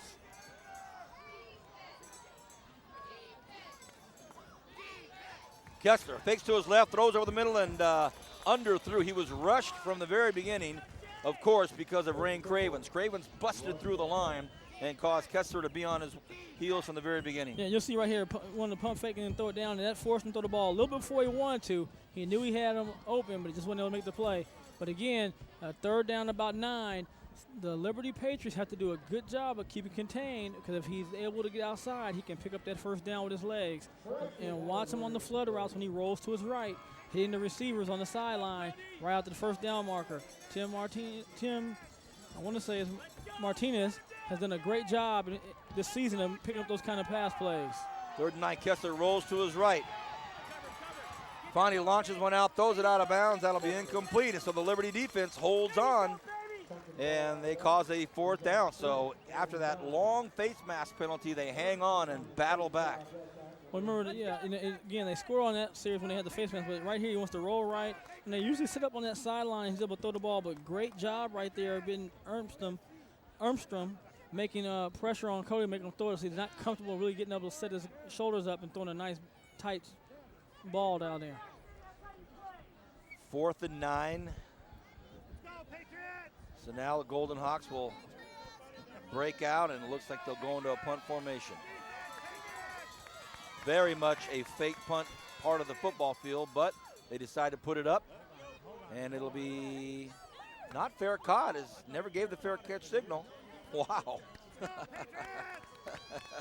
And once again, the Centennial Golden Hawks are doing a good job of field position. They have them panned down there on the 10-yard line. So I'm interested to see, one thing that the Liberty Patriot offense has not done tonight, Vance, they have not sustained a drive and been able to drive the ball against Centennial Golden Hawks. The touchdown they did have was set up on almost about an 80-yard kickoff return. So let's see what the offense can do if they can get something going. Well, here we go. They take over on their 10-yard line. They were as far back as their 1-yard line, as Brian said, in that last series. So they're going to have to cover a lot of real estate. 2:52 left in this 3rd quarter. What a football game. Meadows changes up his count. Nobody jumps. Now Meadows looks. He's swallowed up for a loss of about a yard or 2.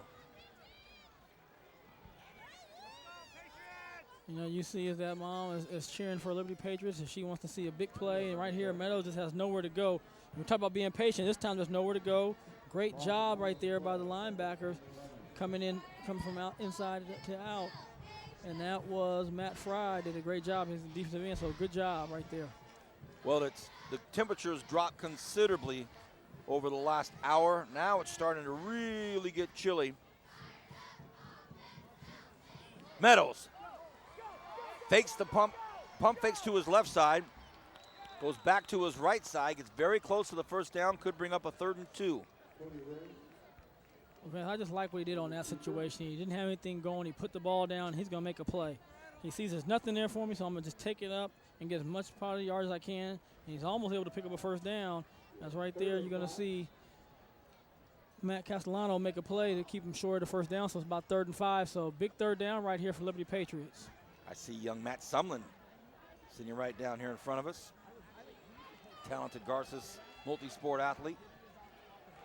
Yeah, he's a track guy and a football guy now.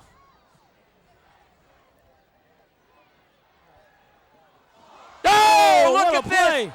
Are you kidding me? Meadows throws it off of the chest of Cody Renz. It bounces into the Centennial Golden Hawks defensive player. And are you kidding me? How about the reaction time of Matt Johns? He's running to make a tackle. The ball bounces up, comes right into his face. Watch this. You can't get it better than this. Well, we'll see the end of the run right there, but great job by Matt Johns. He's going to make a tackle. The ball just going to bounce off the receiver. He's able to pick it up and score. So, anything that can go wrong tonight for the Liberty Patriot offense has gone wrong, Vance, in the second half, except for that short drive. So they have to regroup and come back. Well, that is a very tough pill to swallow right there. If nothing else, the worst case scenario you're thinking for Liberty is, hey, we don't pick up a first down, maybe we punt it, we get our defense to get back in there in the trenches. But a pass off of the chest of Cody Renz, and I'm sure he's just heartbroken and dismayed right now. The ball bounces off his chest, and it ends up in the hands of Matt Johns, who says, thank you very much, and I'll take it in here. And now Centennial Golden Hawks with 1:23 left in the third quarter, a ton of football left. But now you have this Golden Hawks team up 2 touchdowns, and their philosophy is defense. Let's just dig in and not let anything big take place. You know, Vance, that's exactly right. And, you know, unfortunately, that pass play right there is that ball ate the young receiver up and hit him in his pass. We talked about the one play when you're in traffic catching it like that and curling around it. But any other time you want to catch the ball with your hands so you alleviate that situation. Because what'll happen is, Vance, as it gets to your shoulder pads, it'll explode off just like that. And a lot of times it rebounds. You never know it's going to rebound. And many times it bounces up, and that's when you see a lot of interceptions. Renz getting the support of his players over there. Great to see. They all get around him and just say, hey, let's go. A lot of football left. And there is a lot of football left.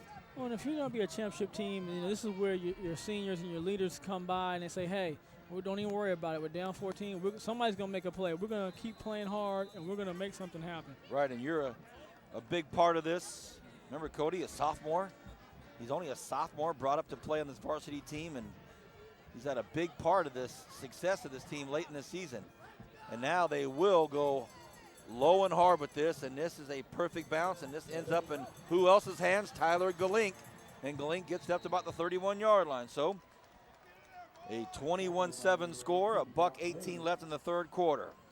You know, Vance, you see right here the ball bounces up, and Galink's going to get it right there. This time he didn't have room to make a big play, but again, he's going to give them good field position, as you see over across the 30-yard line. So Liberty Patriots have a great field position to start again, so let's just see what they can do. They've got to settle down. They got a whole quarter to play after this, so you want to get some positive plays going and pick up some positive yardage and get that momentum going back the other way.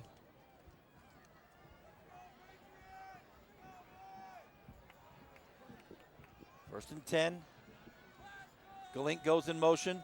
Meadows lets him go by him. Meadows goes up the middle, and nothing doing there. Centennial waiting for him. Well, I'll tell you, Vance, we watched Centennial Golden Hawks play. It's our third time watching them this season. I'll tell you, their defense is playing the best I've seen them play in a few years in the recent past. I mean, they're doing a great job being disciplined. You know, it's very hard anytime it's a quarterback that runs because you have to be accountable for them. They're playing their keys. They're making great plays on defense. They're getting some penetration. When they're not, you see 2 and 3 guys tackling. You don't see a lot of one-on-one tackling right now with this team, so that's a good sign of a good defense, too, is how many guys get to the ball carrier. Great point, Brian. 37 seconds left in the third. Meadows has a lot of time now. Meadows throws this one up, and it's lobbed up there, and it's waiting, and gave both defenders for Centennial a chance to basically hover around the intended receiver. Castellano, the one defender, Thornton the other, and they were able just to stand out there, Brian, and say, come on, ball. Yeah, this is a situation, again, give the Centennial defense great credit because they covered everybody. You know, he couldn't run anywhere. He couldn't throw the ball anywhere. He throws it up for grabs, and he luckily did not throw an interception in that situation. We're getting a third quarter score from up north, 17-0. Bullard hanging on right now. And they're up 17 on BHS. What a tough football team that must be.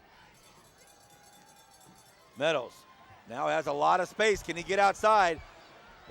And this time they contained enough, Brian. They contained enough. Well, the guys that needed contained didn't do a great job of containing, but that's what you have 11 guys for.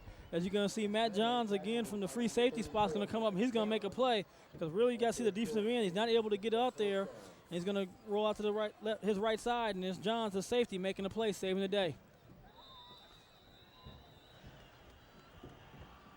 Well, Advance, that'll be the end of the quarter. Finish it off, 21-7. Oh, my gosh. When we come back, only 12 minutes left to decide who will play for the Central Section title, Division I. Back in a moment with the fourth quarter. Got a job to do? Premier Equipment Rentals is your answer.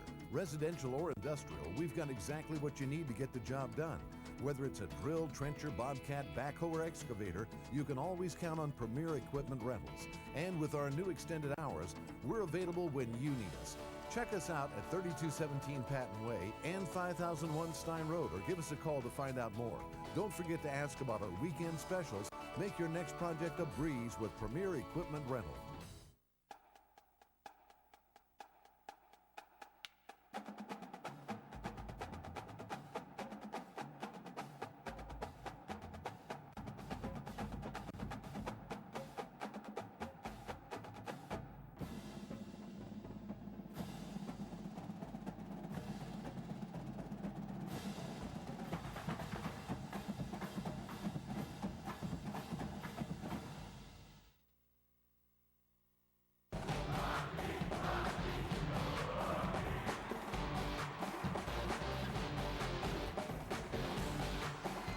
We start the fourth quarter with a fake punt, and Dylan Meadows picks up 17 yards, first down. And Vance, great call by Mills. And one thing you have to prepare for is when Dylan Meadows is punting the ball, because we've seen Coach Mills and staff do this before this year. They will take a chance and see if they can pick up the ball, pick up the yards on the ground with Dylan running. And they were able to do it right there. Great call. Caught the Centennial Golden Hawk special teams unit sleeping. If it's been one thing that's lacked tonight for Centennial, it's been their special teams unit. Gave it the big play right there on the early kickoff, and then they gave it a huge play right here on the fourth down. So we start off the fourth quarter with a fake punt and a first down from midfield for Liberty.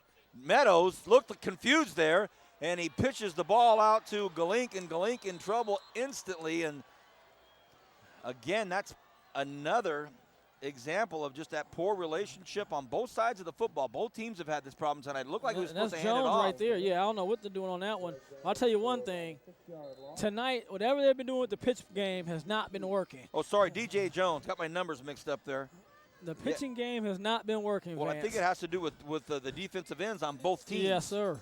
You know, you've got Cravens on one side of the football. You've got Peckfelder on the other side of the football, just to name a few. Meadows goes to his left, has a lot of space. He cuts up field, and Dylan Meadows gets close to a first down. It should bring up a third and about 3. You know, we just talked about that contain right there, Vance. You just can't go that far inside. See, once you get pushed out, he has all the time and all the room to run, and he's going to make you pay for that. I mean, he's not rushing for close to 100 yards a game for nothing. You know, so you have to be disciplined in what you're doing. You know, you don't want to take that inside rush and let the offensive line push you too far inside and open up those running lanes for Dylan Meadows. And also, Brian, he's not the type of guy that gets hit and goes down right there. He'll always get about another 1 or 2 yards after contact. 3rd and 2, they say.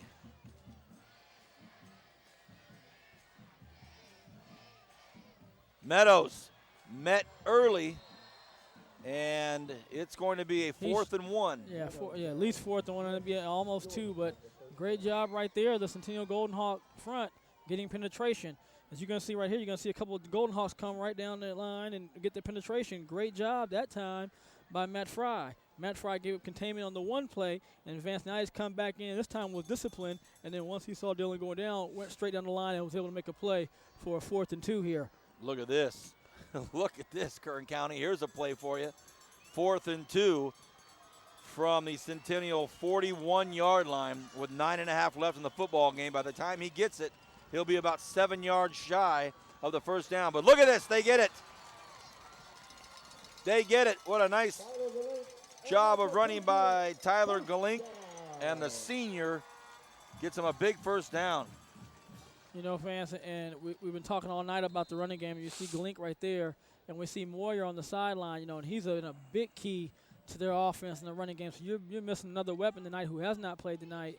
And good job right now so far, Liberty offense, of keeping this drive alive and keeping their hopes alive in this game. They ran right behind Brian Wilmert, the junior right tackle. Zach Vasquez straight ahead for about 2. So Liberty stays on the ground, goes up the middle, but that clock is now starting to get on ice. It is sliding down, gets below 9 minutes.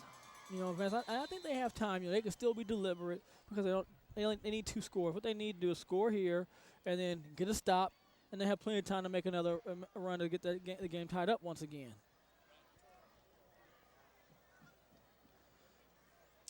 Second and 8. 8.5 left. Meadows drops back, wants to go deep, goes to the corner, looks for his man, and it is, oh catch. My gosh! What an incredible catch! Oh my goodness! A second touchdown catch tonight for Jacob Frost. Hey everybody, I don't care what level you're at, Brian Adams, that was big time. Well, what I like again, this time Frost doesn't stop running. You can see right there, he went through our screen. He's going to continue to run. He loses the ball, finds the ball again, and watch this concentration. He turns around, makes a great catch, and that's just a situation there, Vance. Man. You got great coverage, a great throw and great catch, beat great coverage. Like for you, Vance, in basketball, you know, you can play all the best defense in the world, but when he hits that fadeaway jumper on you, and it goes nothing but bottoms, great offense beats great defense sometimes. That's the way it goes. The ever important PAT now. Perfect snap, the hold, and this is up, and it is right through the middle. So Brian just said it. A lot of time left. 21-14. You know, Vance, and I tell you right now, you know, if you're Liberty Patriots, your defense has to, hey guys, hey, you know, we had a couple of setbacks. We have to D up right now and get the ball back. And you're gonna see, so you can see him running through our screen. And that's what I like the time. He was busting the whole way downfield. Great throw. I like the position where the ball's thrown. Only his player can get it. Great catch, touchdown. Great job. Meadows throws a high lobbing arc of a pass, and it was just perfect. A perfectly thrown ball, as you say, top-notch defense, and a great catch. That's what it's all about. And our Bright House Networks production crew all over. Great job, fellas. You know, I mean, you can't ask for a better cover. Your defensive back is right there. He's in position. I mean, that ball was just thrown perfect. And again, what a great adjustment by Frost in the air to make the catch. And he was able to do it because he kept running, Vance. He never stopped running. 8:24 left. Goodness. We're at Liberty High School where the Golden Hawks and just for the record,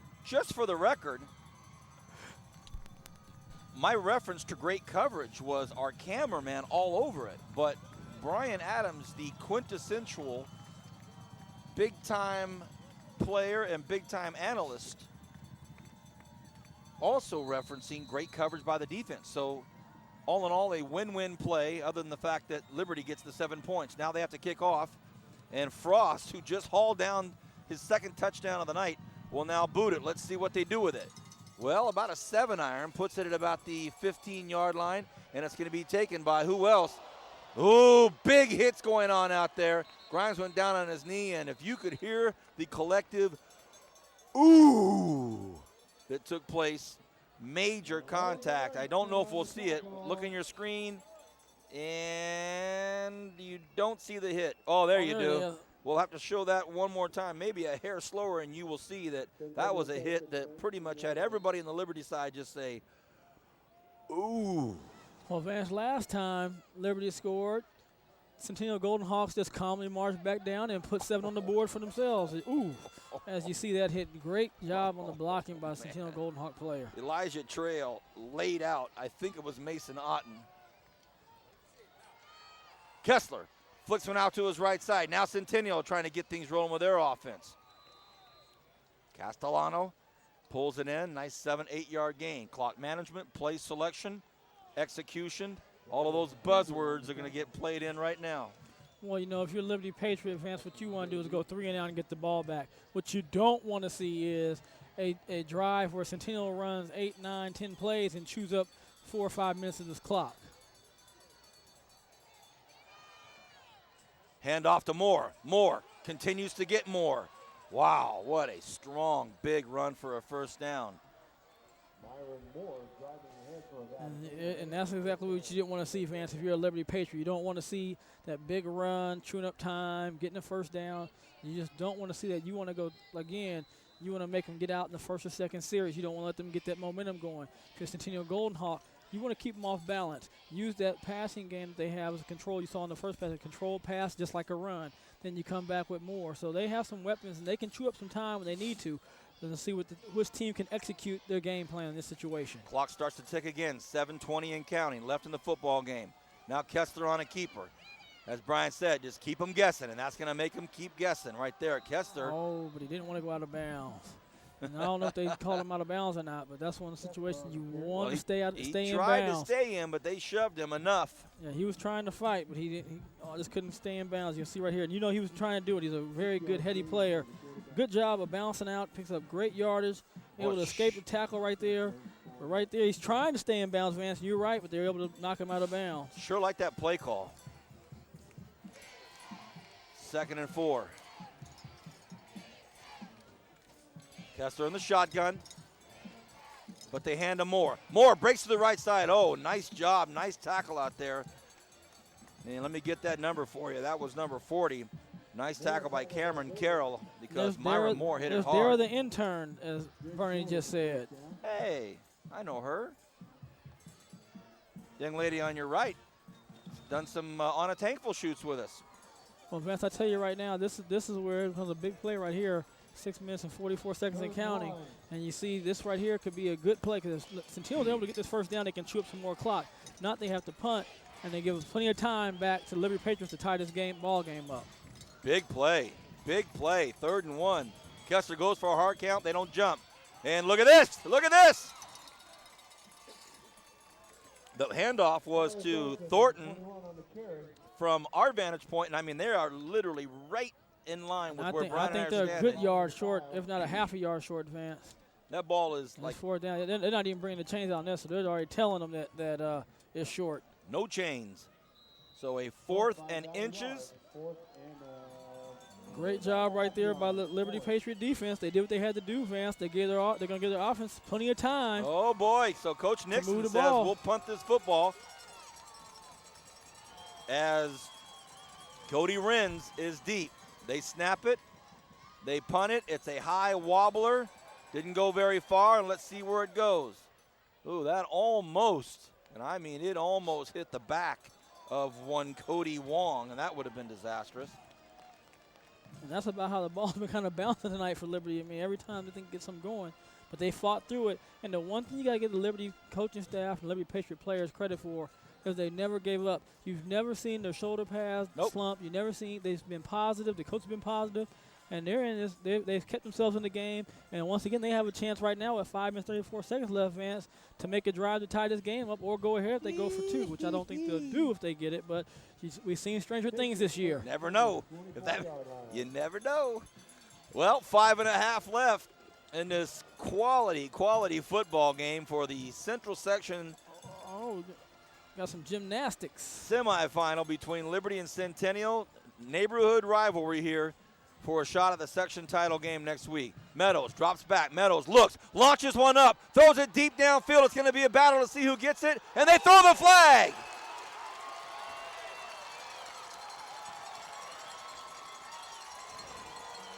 Well, Vance, yeah. And, if you're Liberty, you're happy. If you're Centennial, you're sad. It's one of those situations that it's a jump ball type play that comes up. I don't know if we have the replay on that, but there was definitely a jump ball.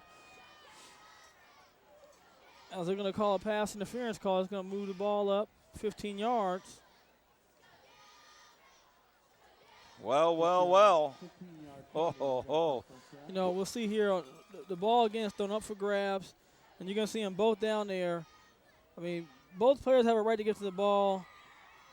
I mean, in my opinion, you gotta let the kids play right there. I mean, both the kids are playing for the ball. There was no advantage gained. It's not like the young man grabbed him. They both went up. There was some contact, but that's incidental at best, in my opinion, on that.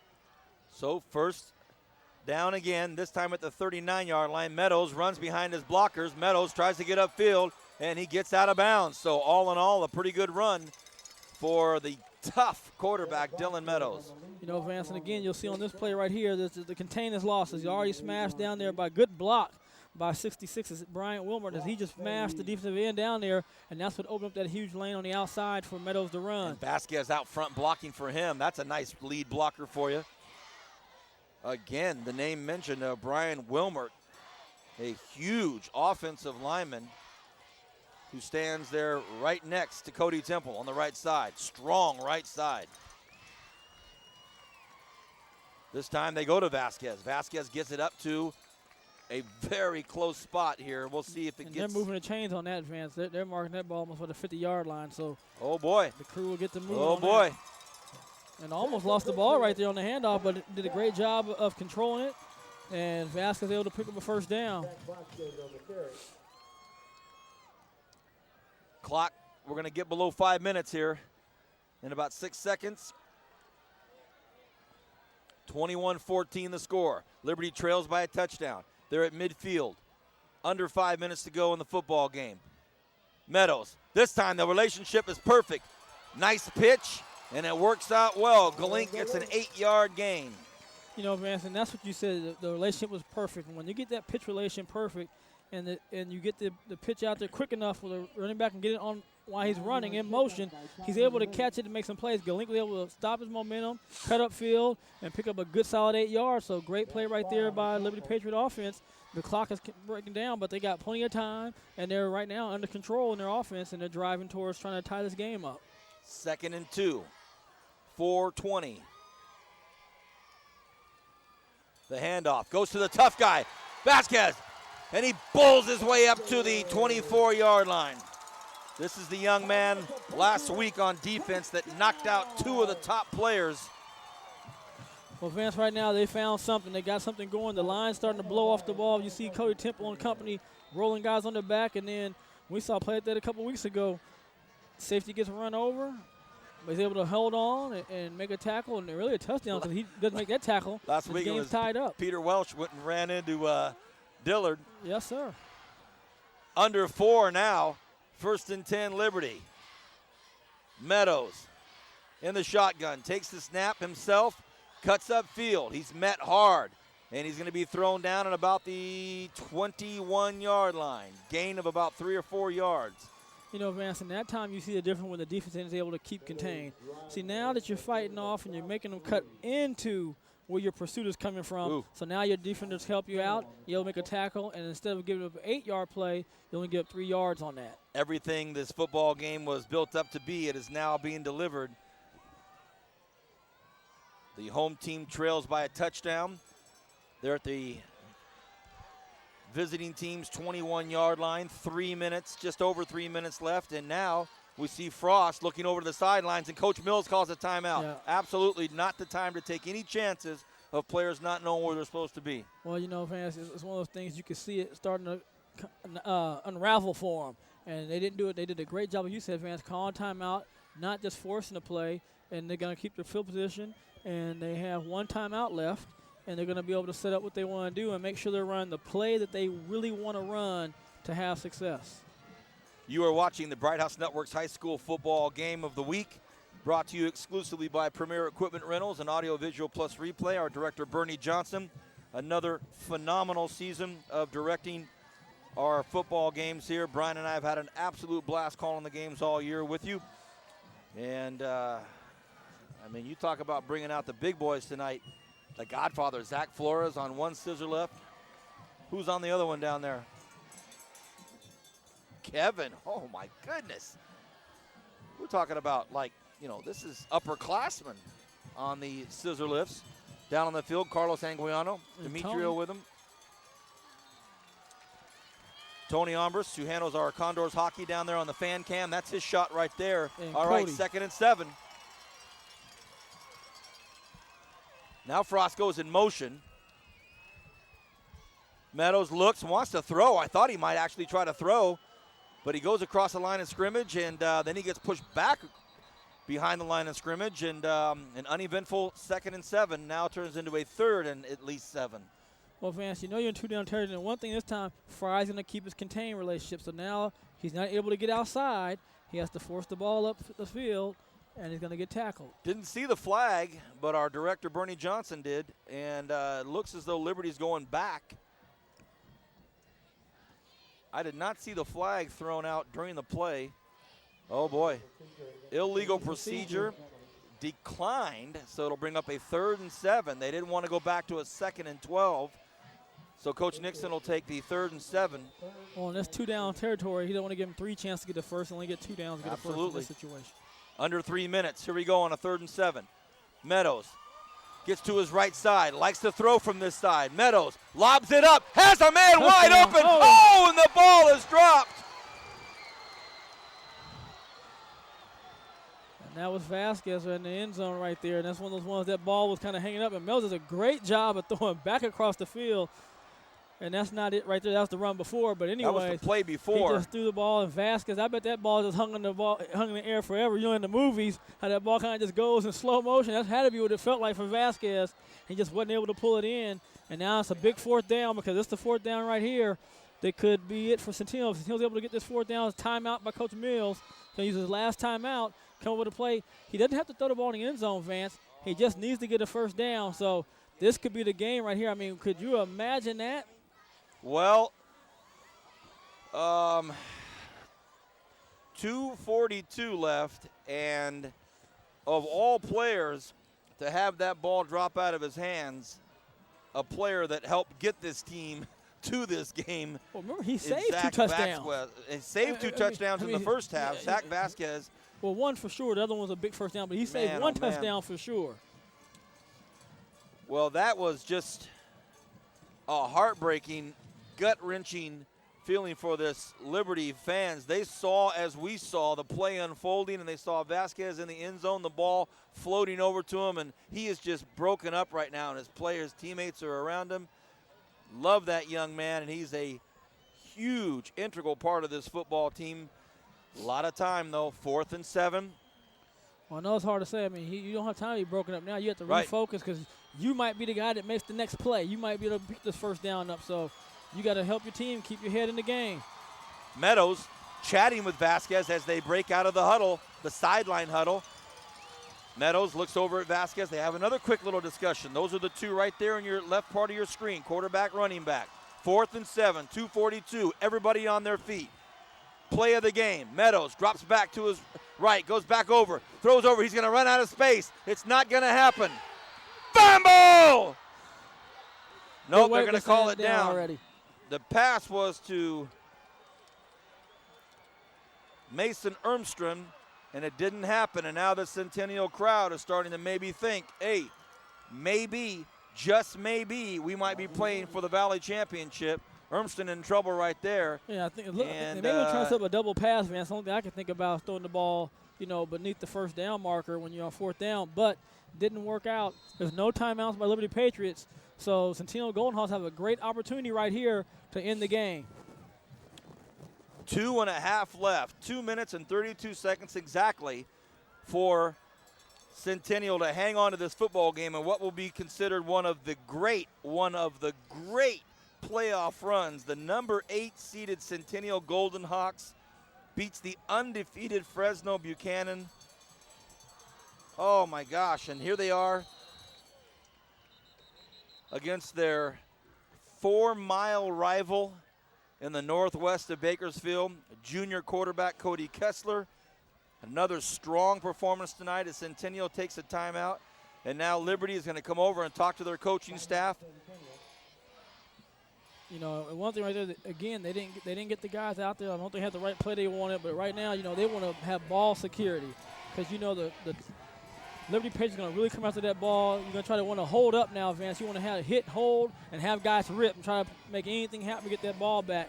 So you got to really hold that ball tight, take the air out of it, and take the air out of this game. One good first down, and it's over. My goodness.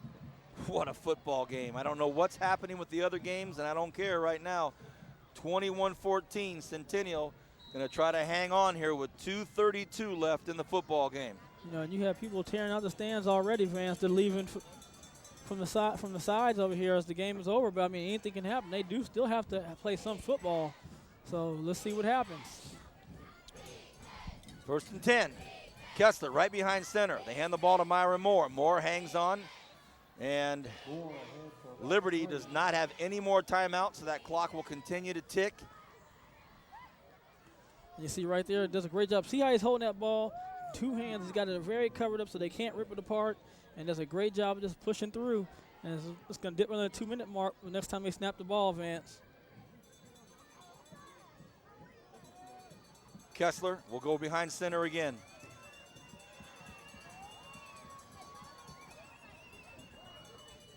And they go with Moore again. They hit him hard, and they hit him early, but he goes down with the football in his hands. Last week, when Liberty had their big win on the road, after the game, the Liberty players were looking into the local television camera saying, here we come, Centennial, we're coming, we're coming. The Centennial guys were probably watching that saying, we're ready, we're ready. So both teams have brought their A game tonight. And this has just been a fabulous Week 13 for high school football game of the week. 1:21 left. The handoff to Moore. Moore thrown down, so he's going to be thrown for a loss, but that clock continues to tick. Well, they're going to get the ball back at least one more time. And you never know. That's one of the situations too, Vance. You go out and you try to go. I go for a pump block here. I bring everybody. And a great job there by Moore of holding on as Ermston comes through and does a great job of making the play in the backfield. So the Golden Hawks take a timeout, and they have one left, but Coach Nixon and his coaching staff, one last little bit of advice here for their special team. And they do have Renz for Liberty back at the 40-yard line, but looks like everybody's going to go for this thing. They better not jump off sides, and they don't. They all go for it. They don't get it. Almost got it. Everybody just gets away from it, and it takes, of all things, a huge backwards bounce. So Liberty gets the football, Brian, at the 47, 48-yard line. Oh, man. No, Vance, and it was 30 seconds left. You know, they still have a chance. Of course. Still have a chance, Vance, to throw the ball far enough down the field. Because remember, the clock will stop if they get a first down in the middle of the field. Throw the ball down the field, get the clock stopped, clock it, and throw a ball into the end zone still. Liberty has no timeouts, exactly half of a minute to go 53 yards to tie this football game up, or if they go for 2 to win it and go to the Valley Championship. Centennial has a half a minute to keep them from doing it, and they go to play for the Valley Championship. But they can't get sacked, Vance. Meadows throws one across the – they try to get fancy. Oh, boy. The ball came out. What happens? Who's the call going to be? Was he down already? Nope, Centennial ball. They say fumble. No fumble. So this game is over, and congratulations to the Centennial Golden Hawks, the 8th seed. They will go on to the section finals, and they're riding that wave, Vance, of confidence. What we talked about earlier, and you're going to see right there the pitch, and we just can't see the ball get pulled out from Galink. But before he goes down, the ball's taken away. I don't know what number did it, but great play by Centennial Golden Hawk defense. And it's apropos that they made the play because they've been huge all night long, Vance. Well, the Liberty crowd is just bolting for the side, bolting for the exits. Everybody's hitting the road. And they are out of here. As Kessler will go behind center and kneel down. And that is it. That is it. Another road victory for the Centennial Golden Hawks. And look at this. They're going to play for the Central Section title next week. We don't know who it'll be against, but the Golden Hawks win 21-14. A historic moment. The 8th seed will go to play for the Central Section Division I championship, the Centennial Golden Hawks. Brian, your final thoughts on this very, very good football game. Well, Vance, we talk about the offense of both teams, but let's give credit to Centennial Golden Hawk defense. They made the plays tonight, and there's a difference between this game 21-14 and that big touchdown run by the free safety off the interception, and that's Matt Johns. So the Golden Hawks capitalize on some miscues, and another strong performance by Cody Kessler and his offensive unit. Great coaching job on both sides of the football field. Coach Mills, congratulations to you and your long run that you put together this year with this Liberty football team. A lot of these seniors, this is their last football game of the season, and for some it might be the last football game they ever play in as they shake hands with their neighborhood rivals. For our director, Bernie Johnson, my main man, Brian Adams, and everybody on this top-notch Bright House production crew, thank you for being with us. We'll see you next week for the Central Section website. For the Central Section title, you're going to have to go to our website to find out exactly where we're going to be. For everybody here, good night. God bless. Centennial wins.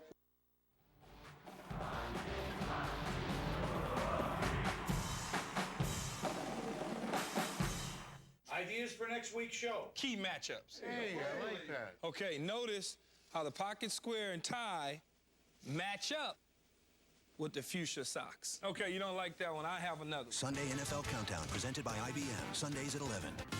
ESPN, serving football fans everywhere.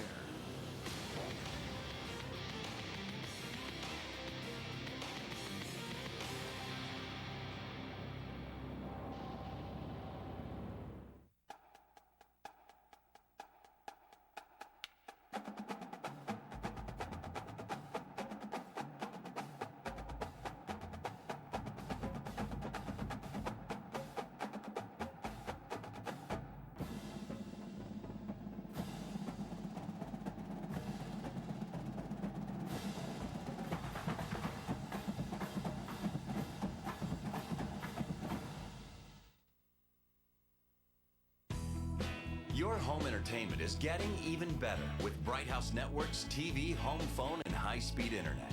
3 services working together. So you get caller ID that follows you, showing up on your TV, PC, and your phone. Voicemail that you can check from home or from your computer. Even movies you can order on demand. It's even more access to instant entertainment for one low monthly price with a Combo Plus from Bright House Networks.